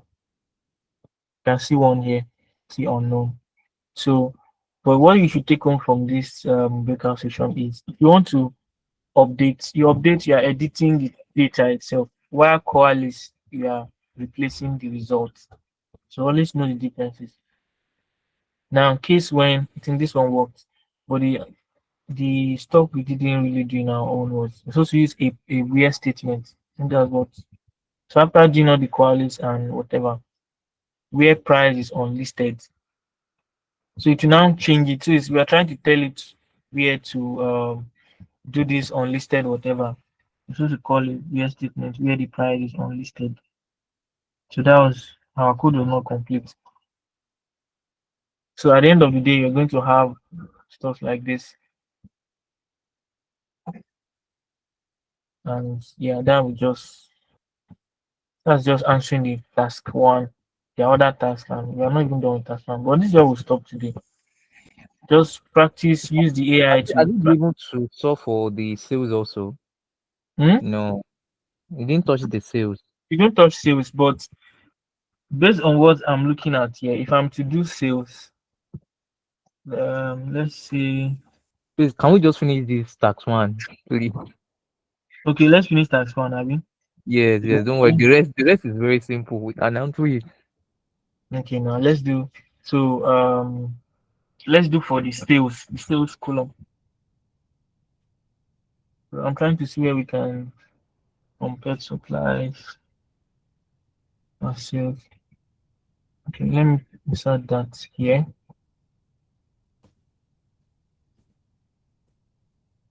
And I put a comma because I'm not done.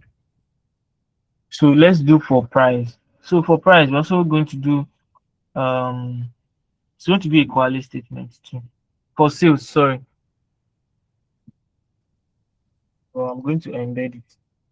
So let's say quality. Remember in sales, I want to round up and I also want to use the empty or the null values as the median, right?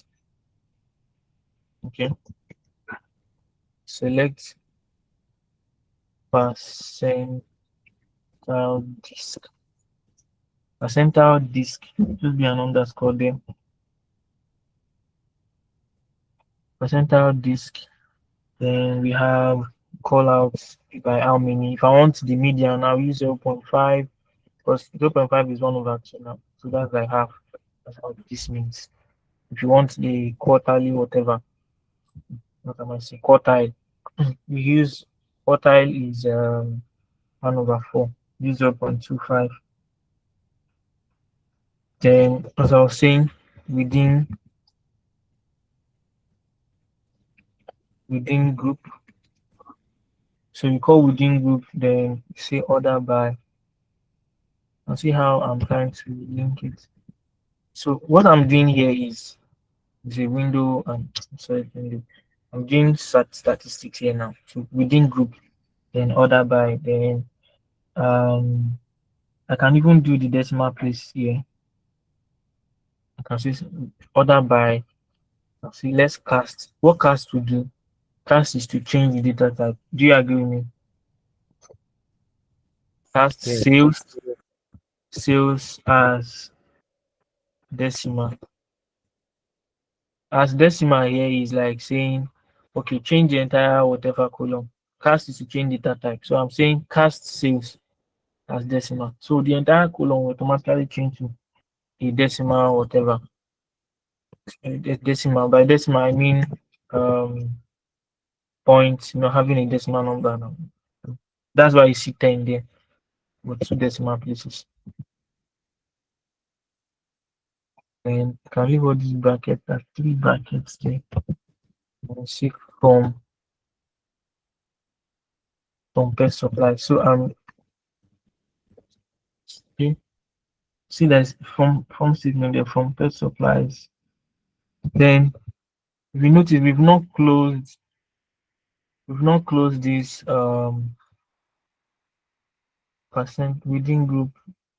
Okay, within group this from pet supplies. Okay. So let's call this as name that. Let's still call it sales because that will be the sales code. And I have a comma. You can even do, I think that's for sales. For rating, since rating is 0 through 5, rating comes as 0. You want to rate, rating is 1 through 5. Sorry, I mean 0 through 5. You have 0, 1, this table here. 1, I think it should be up to 5.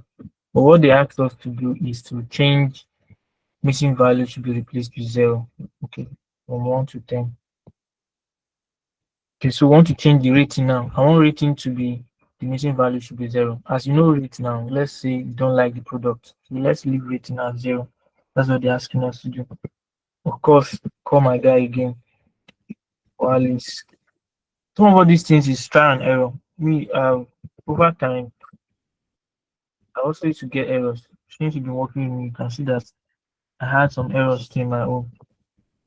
So I'm changing rating to 0 and I'm calling it as rating.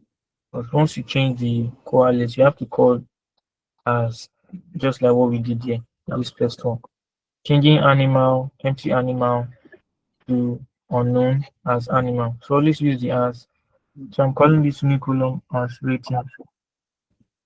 So they didn't ask us to do anything about repeated purchase today. I think they did. Okay, the missing value should be removed. Whoa. Yeah. So they don't get joy. Missing value should be removed. Oh, okay. So I don't know how we'll remove that too, but first let's see. I coalesce this. So it's still under select. All these things now they're still under select. Let me put this in tab. So that is good to arrange your question. Huh? I ask you a question, a quick question. Yeah, go ahead. Yeah. Why are you combining everything in one statement? Can't you separate everything? You can't. If you want to do it one by one, then you have to do one run. I'm using a COALESCE. Let me explain why I'm doing everything together. I'm using a COALESCE, and COALESCE statements you only editing the results. As I said, you are just getting out. Okay, this is what the output should be. If you want to do it one by one, if you do one, let's say you run this first COALESCE or first 2, you run it. If you go to your next one and you COALESCE 3, 4, it's not going to retain what you did in 1, 2. Oh, Do you get what I'm saying? Okay. You get. So of course doing together is not even complex. It's not difficult. It's just, if you notice what I'm doing here, I'm doing it one by one. This was product ID. I didn't coalesce anything here. This one was category. What I did was replacing, forget all these stories. You can just say coalesce. Next, you can't do your own. You can just say coalesce category that are empty to unknown as category. Can just like what I did in this animal. COALESCE animal unknown as, don't forget your as animal. I did that for size, but remember I changed, as I was coalescing it, I now changed I changed them to proper cases, which is INITCAP. Then for the next one, price, I had some condition to do. That's why I used the case statement. And I said, case when the price is unlisted, give me 0. Else, then round it as 2 decimal places.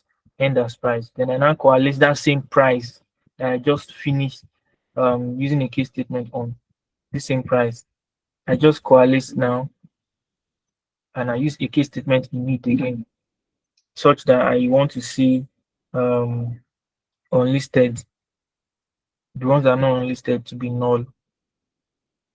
Then as this column, new column. As I will notice, the column I have two here, price and price field. So this first price is just this one we did. If you change, so if we scroll up and let's investigate, we'd see. I'm trying to see if I would see unlisted, whatever. That already did it for us. We might not see it because this same thing said if there is unlisted, you should put it as 0. So let's check for 0 instead.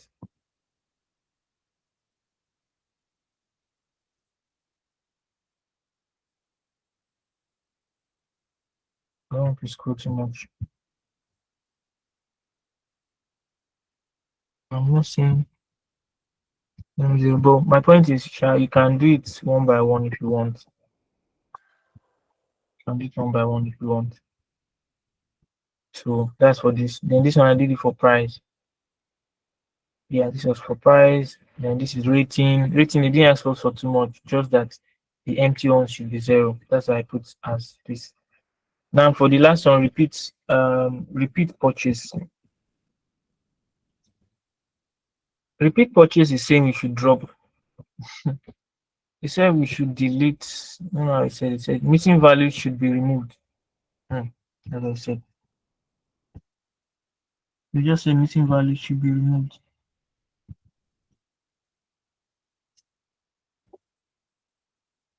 Let me run this first before I treat the repeat purchase. What is the issue again now? I think that's error near or and I think I didn't put. Oh. Let's see.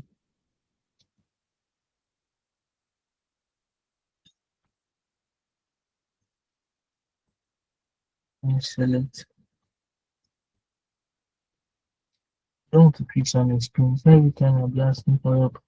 Syntax error at or near select. Which of the selects? It's not telling me. Missing values with or no. Sometimes this thing can just, that's SQL for you. It's just, it's just like you're speaking with the engine, because we are communicating in query language now, because this is a language that we are speaking. And we're telling it to do work for us. So it's saying where price, blah blah blah, at or near select.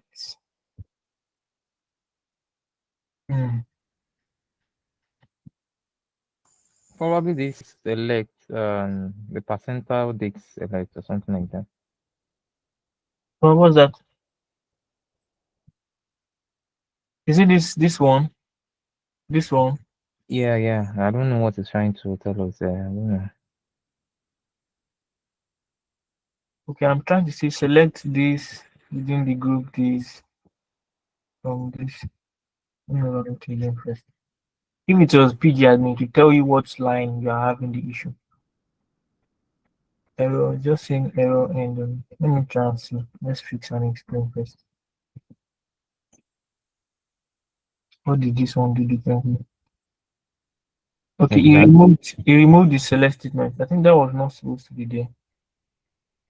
So let's see what he said. He said the error was caused by use of select statement inside the COALESCE. Oh, select doesn't work inside COALESCE. Inside. We would have used round before. Did I use round? Oh, No. okay. We didn't group order by. So you see what he did? This was the error we did.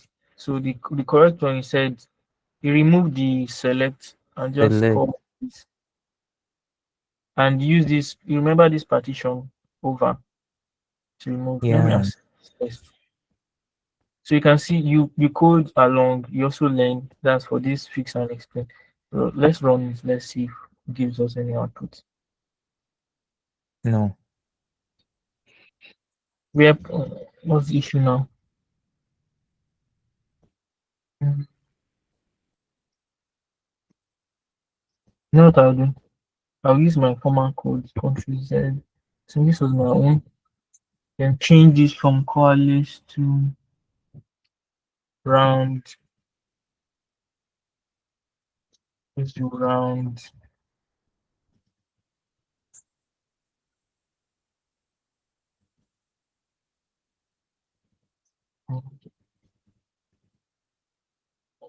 Let's see.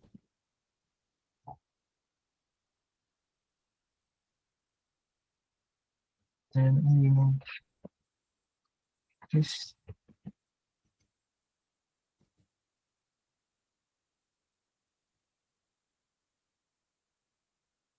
Let's now select. Okay, 0.5. Okay, from that supplies to to the bracket here.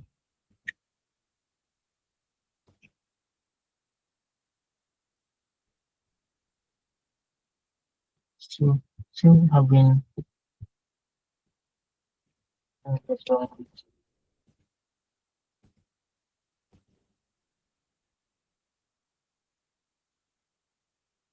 a form again. Okay, compare supplies error on the uniform. Okay, we're getting close to. Let me see what's. Let me fix and explain this first.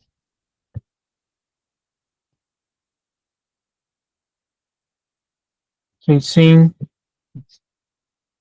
calculate median sales as window function. So round, there was no select, just round. Percentile disk, this within group others cast this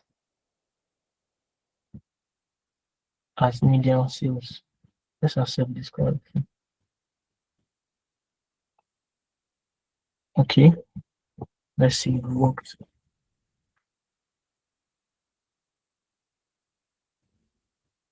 You work. Over is not supported for other set ID percentile.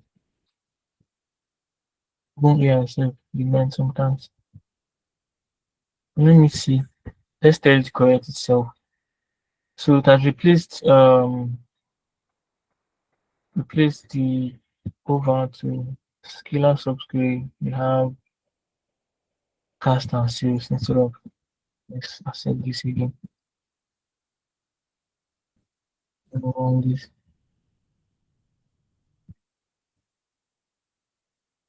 Invalid syntax near unlisted.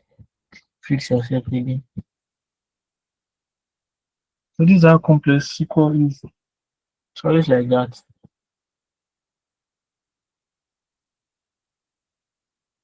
What's the difference between this? Okay, just brought this order by down.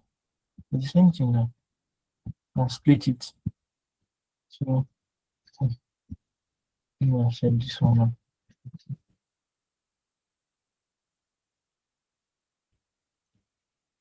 This picture does not exist. Double position or no.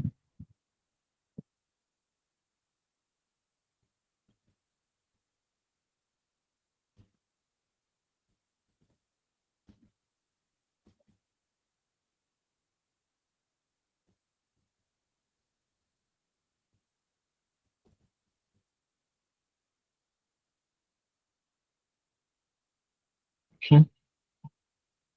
Let me remove this. Yes, use this. All this.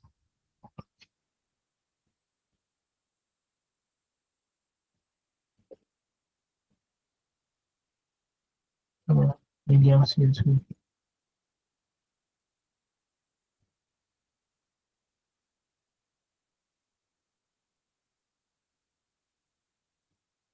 Once again. Okay.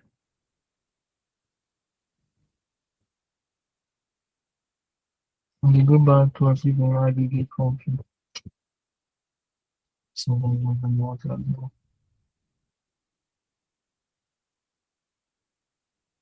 Complete supplies, repeat purchase.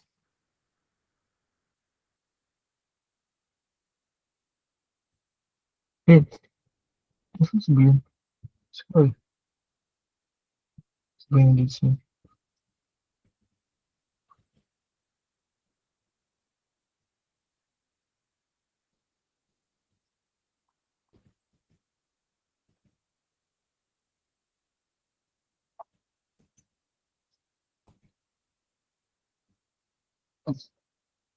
This is really must appear in Goodbye clause or is an aggregate function. This one doesn't understand what we're trying to do.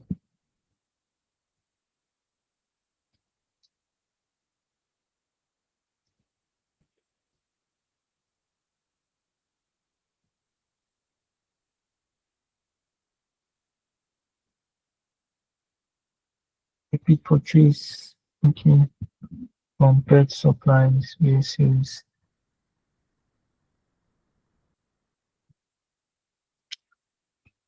Now, you know what? Let me just write all of this again. Let me start from. I think it's you won't give us issue now. Is this what they call it? Is that other sales? The other ones are working. I think it's the sales. Is the sales. So this is what we are going to do. Because apparently it's like the correction, whatever, is not even getting. Okay.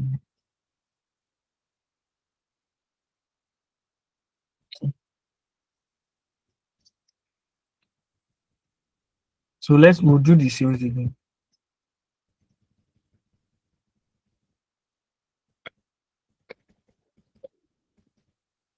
I think we can start the sales only from here. So let me just play it now. So like this pilot round,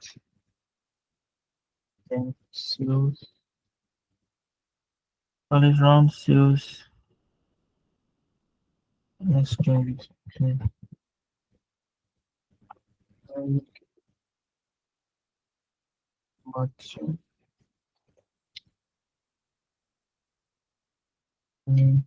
Another one. Round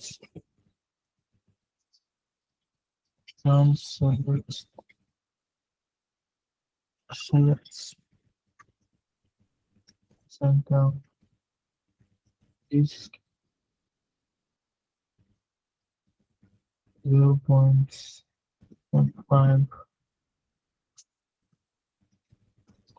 begin group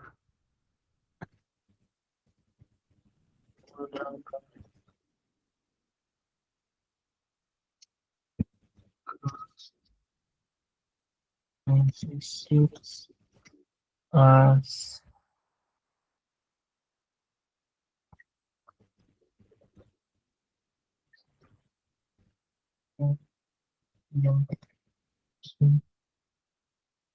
buckets on the supplies. So let me go to buckets as after this put a comma and we've done that for written. We've done for written. So okay, from everything from that supplies.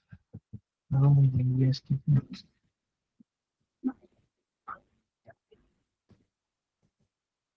That supplies.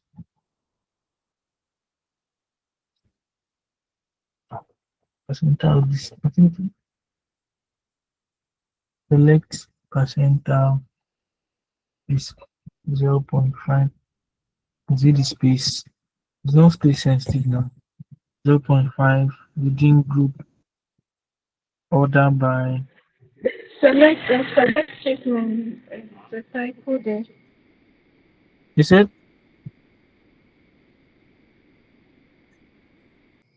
There's a typo in the select. It's that select. is okay. Thank you. Oh, I think that was the error, but I hope this works. What's it saying again? Invalid input syntax name type unlisted. You know what I would do? I think this unlisted here. This one price unlisted, then zero else round price numeric 2, and that's price qualis. Okay,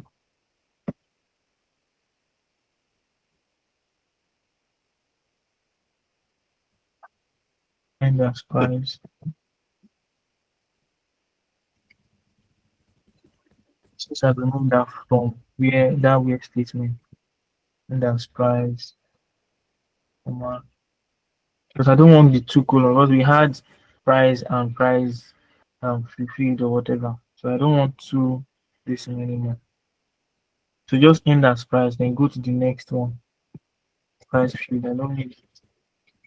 So we're doing two case statement on price. So the unlisted was not looking for where to go on list.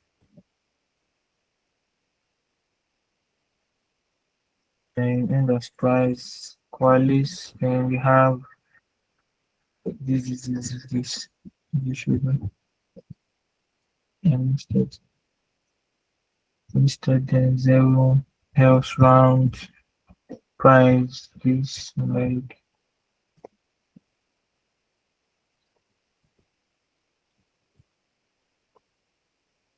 numeric and comma 2 end as price, then bring this rating. Bring this rating down.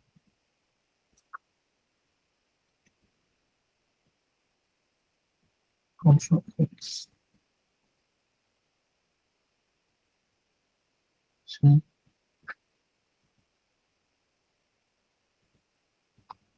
okay, as rating, also select repeat purchase from pet supplies.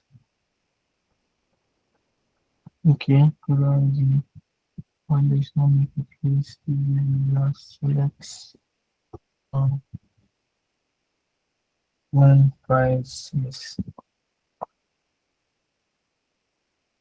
replace missing values with unknown and unknown registers and price values. Invalid being cancelled. I'm not getting the unlisted. The unlisted is it not small letters? Or is there the unlisted is it capital U? Ah, no wonder. It's a small U. So you can't find the unlisted. Ah, for fuck. I said what's going on here? It's actually a small U. So you couldn't find the unlisted to even replace. No wonder I was saying error near unlisted. What? Hopefully this works.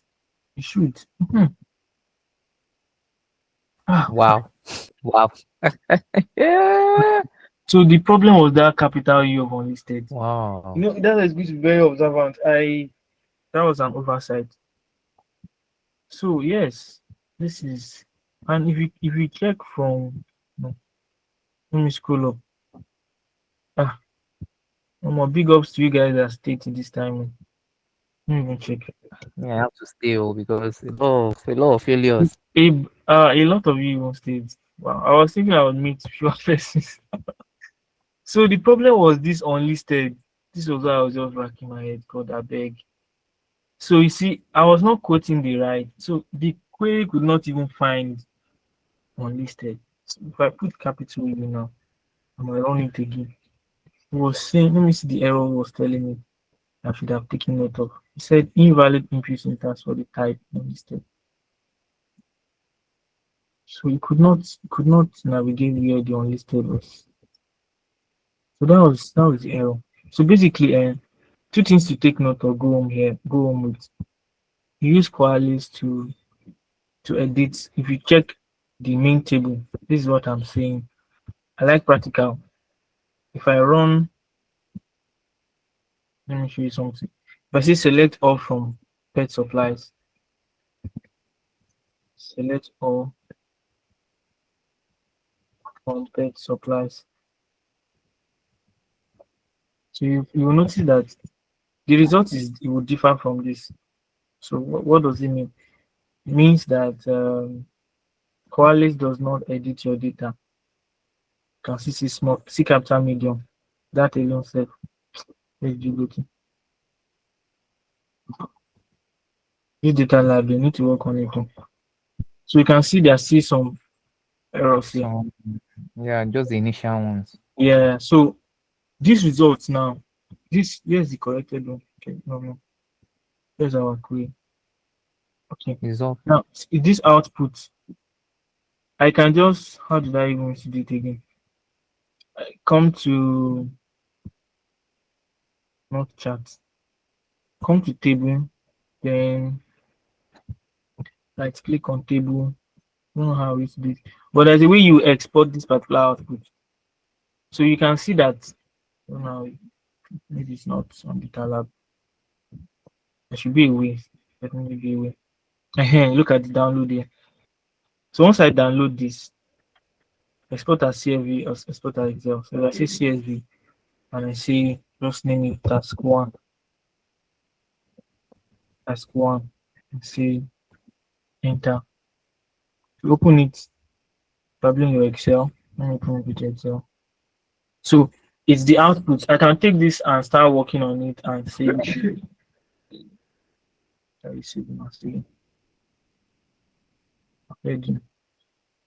so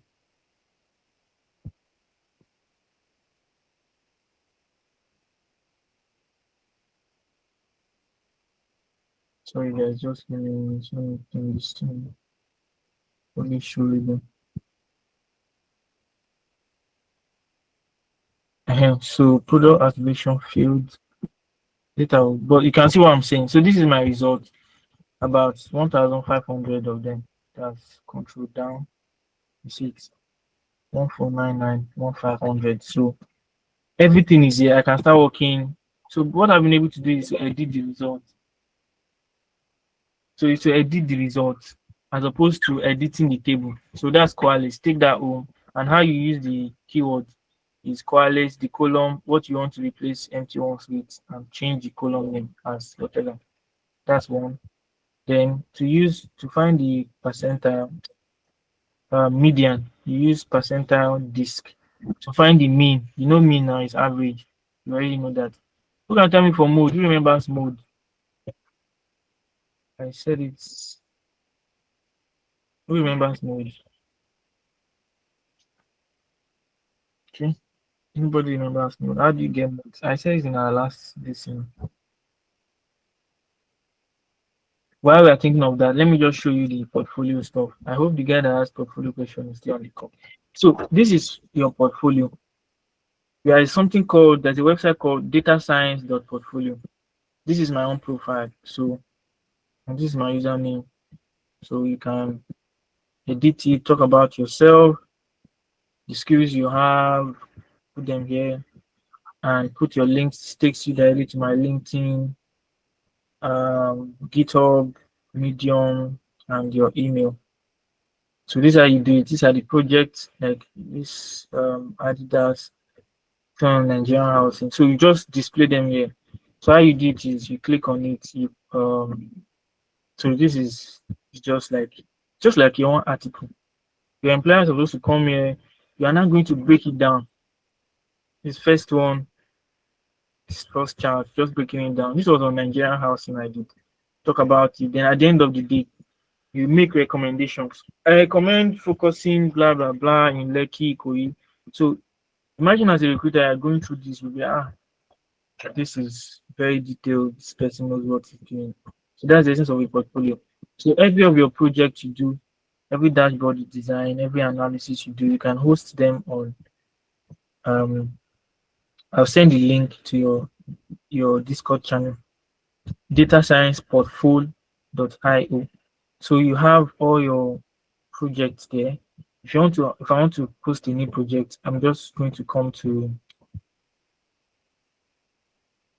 come to scroll down and edit, add experience. For project, you see edit project or add project. You come to add project, the plus sign there.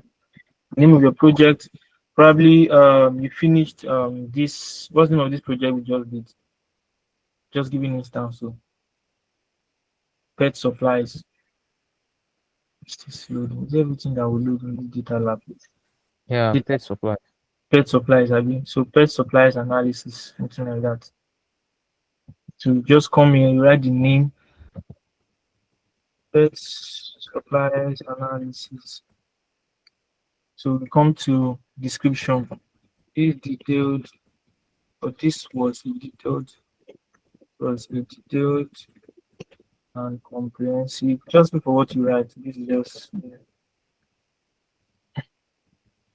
comprehensive SQL, log letters, SQL analysis on pet supplies in country,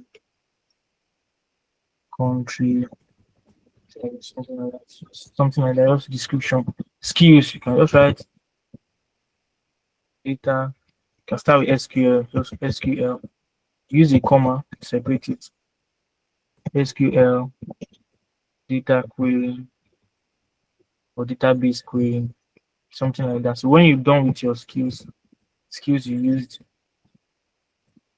and maybe you later exported to Excel and did business intelligence, all that. So you add links, GitHub. So if you hosted on GitHub, you can post it here. Then you choose file be image, maybe just a snapshot. You can even do let's wait. You can do a, since this is stuff we just did right now. Can give a snapshot of this code chunk here. Window sheet.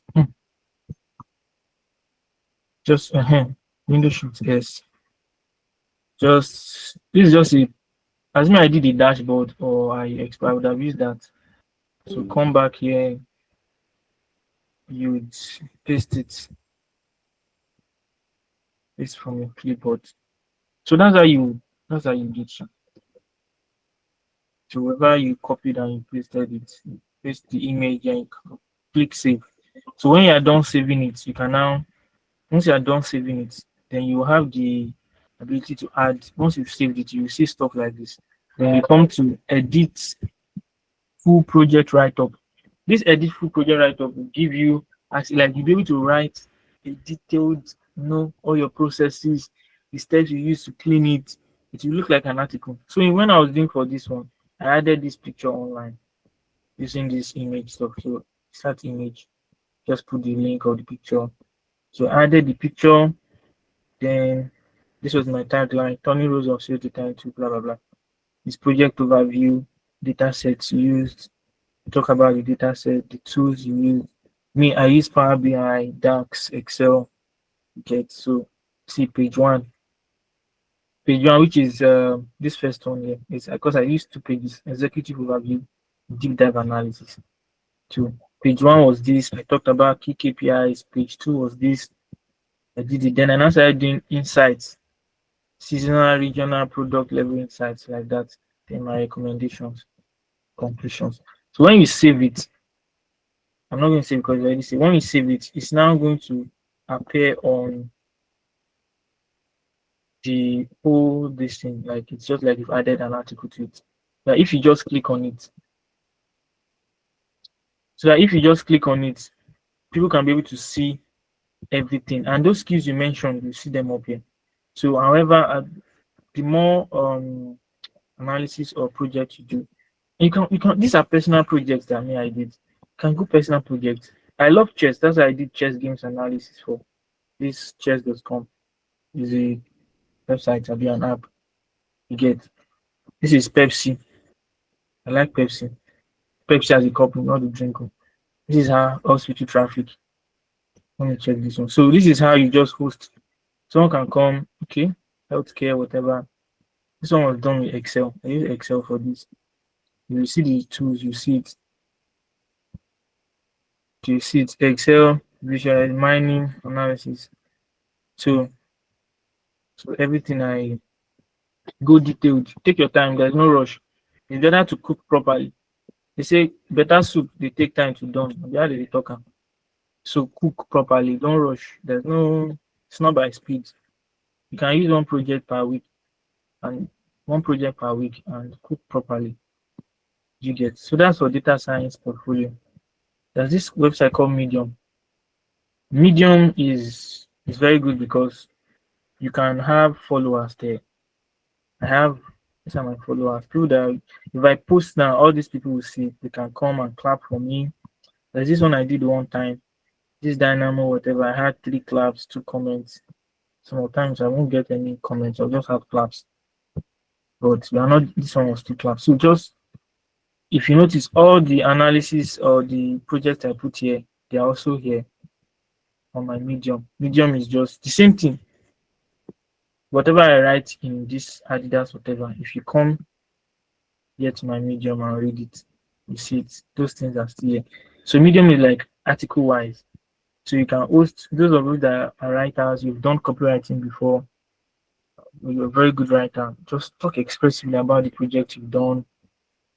Talk about also add pictures as evidence.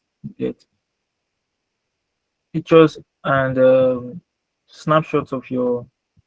If you did a dashboard, it might be code chunks of your SQL. Those small codes you wrote, just put it there, explain it, talk about it. These are what your recruiters will ask for. So that's for Medium. So that's okay. The third one is my GitHub. I would recommend you have this. At least have GitHub and this data science. You might not even do Medium. These two are very important. Every data analysis application portal would always say, what is your GitHub, whatever. So see how you do your GitHub. You have something called repositories. Repositories are they are where your it's just like project portfolio, like sub project portfolio. So I have that same Nigerian housing Adidas. Those ones I've done, can see them in my GitHub. So to create it, if you open your own, you see stuff like this. Then you sign in. I think I'm signed in. Okay, I can't do anything because I'm not signed in. But when you sign in, God, thank God you see it. So when you sign in, wait, sorry, let me use my fingerprint. So when you sign in, you'll be able to create new what they call it, new repositories that you can host. Okay, now I've signed in. Just come here to this plus sign. This plus sign, you see it here. Yours might be empty if you're just starting out. Just create new, click on it to ask you new issue, new repository.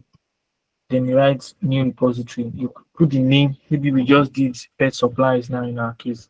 To ask you to you see a place where you put the name of the project you did and what's going okay, slow down. So you see repository name, let's say pets suppliers project. It's available, you can use this one. And description, you can write this project, whatever you want to write. Now there's something called a README. A README is like a descriptive file. Some of us that are familiar with it will know. You can choose to add it, you can choose not to add it. If you don't add it, you can add it later if you want. So a README file is like describing what this whole project is, like a broader description, because this description only houses 350 characters, not words, to characters. So you can't even write so much here. So you get, then at the end of the day, when you create it, you're going to have something like this. You have something like this next page. That's literally that's not looking at it. So at the end of the day, the description you write is what you see here. The name of your project is what you see here. And once you click on it, for instance, this is how you look. You can also be able to write other things and see it.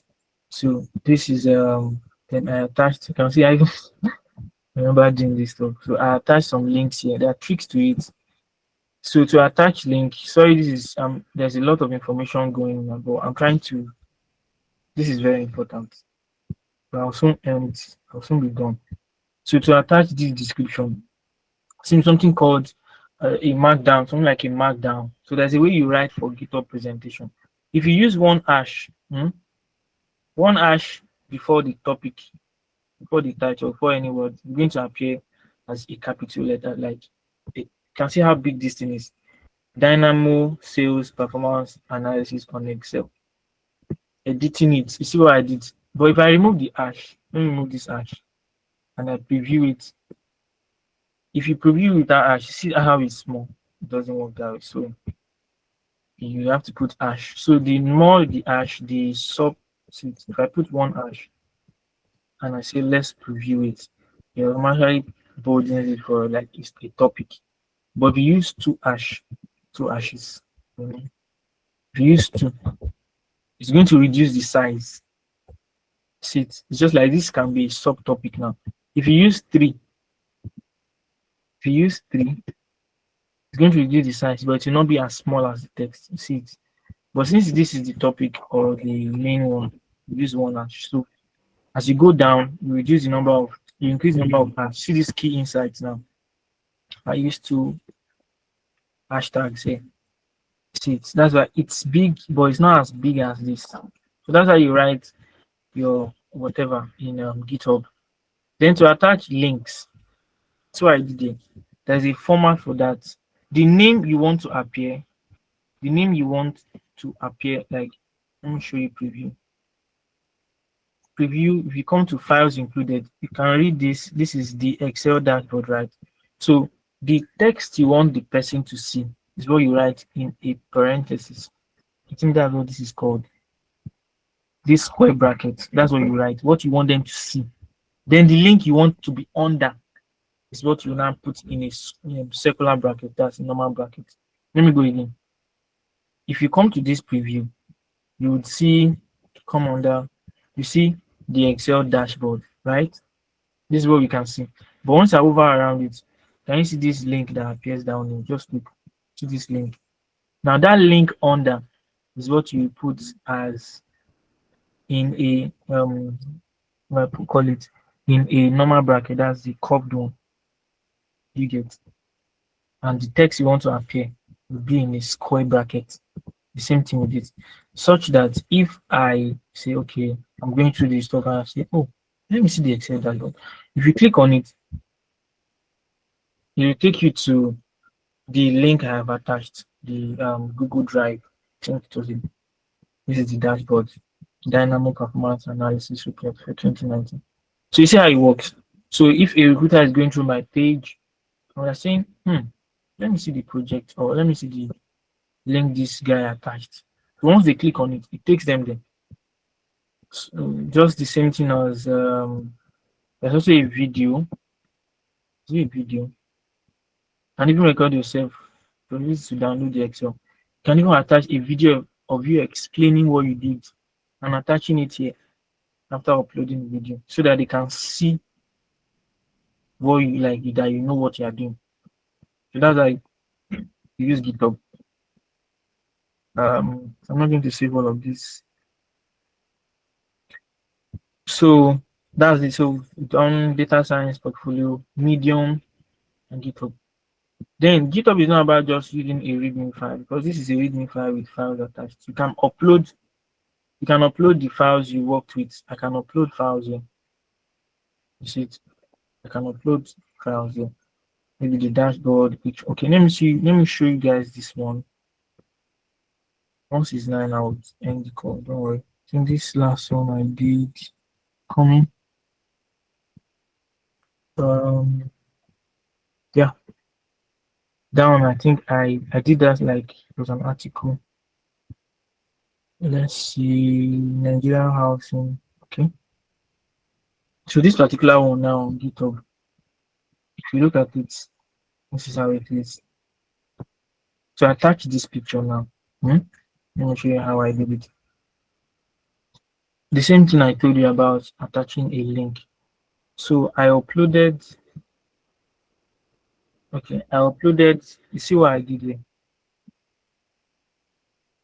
the link will be the main link would be after uploading. The main link of the image will be in a normal bracket, while the stuff you want them to see before clicking will be in the square bracket. But this time around, since it's a picture, you just put an exclamation mark there. That's okay. So what did you do instead of using it to for you to click on it, it will just show you the picture immediately. So I've told you about the hash, one hash, then two hash. We want to reduce this the font size. The same thing for this my project objectives.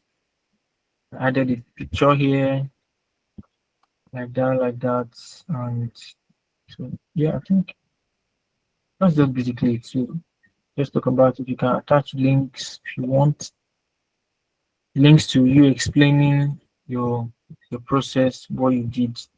So all of those things. Just make sure you put yourself out there because it's your portfolio. It's what you advertise, what to speak for you. You get so see your number of followers, people you are following, then you can attach your LinkedIn, whatever. So that's how the other portfolio website, but these are the three I use. So can be can give it upon request because you can ask for it anytime. All right. I think that's all for today. For those of you that stay to the end, big ups to you guys. I see you, John. John is always active. John, I owe you something. Don't worry. John is very active. Even Foba. I don't think I've heard Foba's voice before. Have I? Have you said something in this class before? In our breakout session? Yes, I have. I'm usually commuting. That's why I prefer to type. Okay. So well done. I don't know if I got the pronunciation of your name, but well done. Um, well done, guys. Well done, guys. Shifia just left. Well done to her. Jamiu, I see you. Who else? Okay, up to 7. Chidima, Isaac, Hoda, see you. Joanne. So, I've not gotten to the zenith of my career. I'm still growing. That's why I hope that everyone would learn from everyone, from each other. We learn from ourselves. We just keep going like that. Keep going. So it's a process. So for those that want to continue, don't stop. Practice more on your Excel. Don't dump Excel. Keep doing Excel practices. Watch YouTube videos. Just give yourself personal projects. You can just say since you are into health, you want to do one analysis on health. To get data is not difficult. There are websites. There is data.gov, data.gov. There is this popular one, Cargo. There is Bureau and Statistics. Some of them are paid, but you can always get data, do analysis, post on LinkedIn, post on your portfolio, and that's it. Just keep growing. And yeah, definitely it's going to be worth it. I promise you that one. Promise you that one. So it's nice having you guys, your lessons. Really hope that don't worry, you still see me. You still join maybe next week. Just you see Thank me. you very much.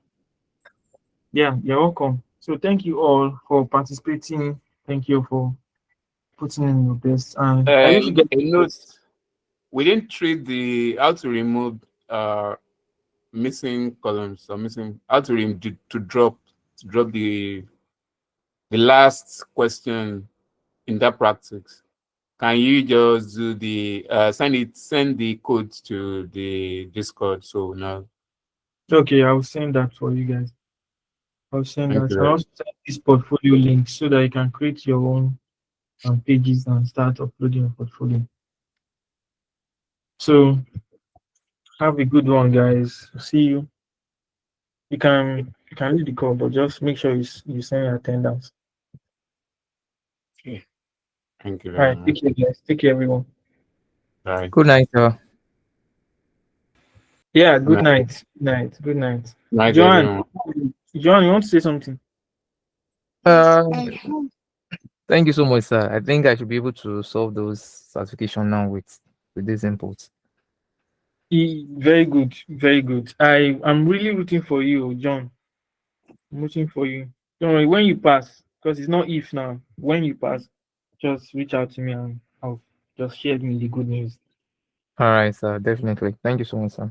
Yeah, you're welcome. Joanne, go ahead. Yes. Sir, good evening. Good evening. I Yesterday I was removed from. You said what? Yesterday I was removed. Oh, you are removed from the platform, from the Yes. DataCamp access. Explain myself. Yes. Explain myself. So you don't have access to the lessons now, the paid lessons. Yes. Oh my. Just okay. Do you have my WhatsApp contact? No. Okay. I need you to send me your name. I'll drop it in the comments area. Let me just type it now. So you send me your name, your email, the email you used to open the account. Send it to me on WhatsApp. Your name, your full name, your email, and I think just those two details. So you can get it from the Thank you comments very much. area. Yeah, you're welcome. Thank Take care. Yeah, is there any other thing? you. No. All right, take care, guys. Have a wonderful evening. Sorry for taking your time.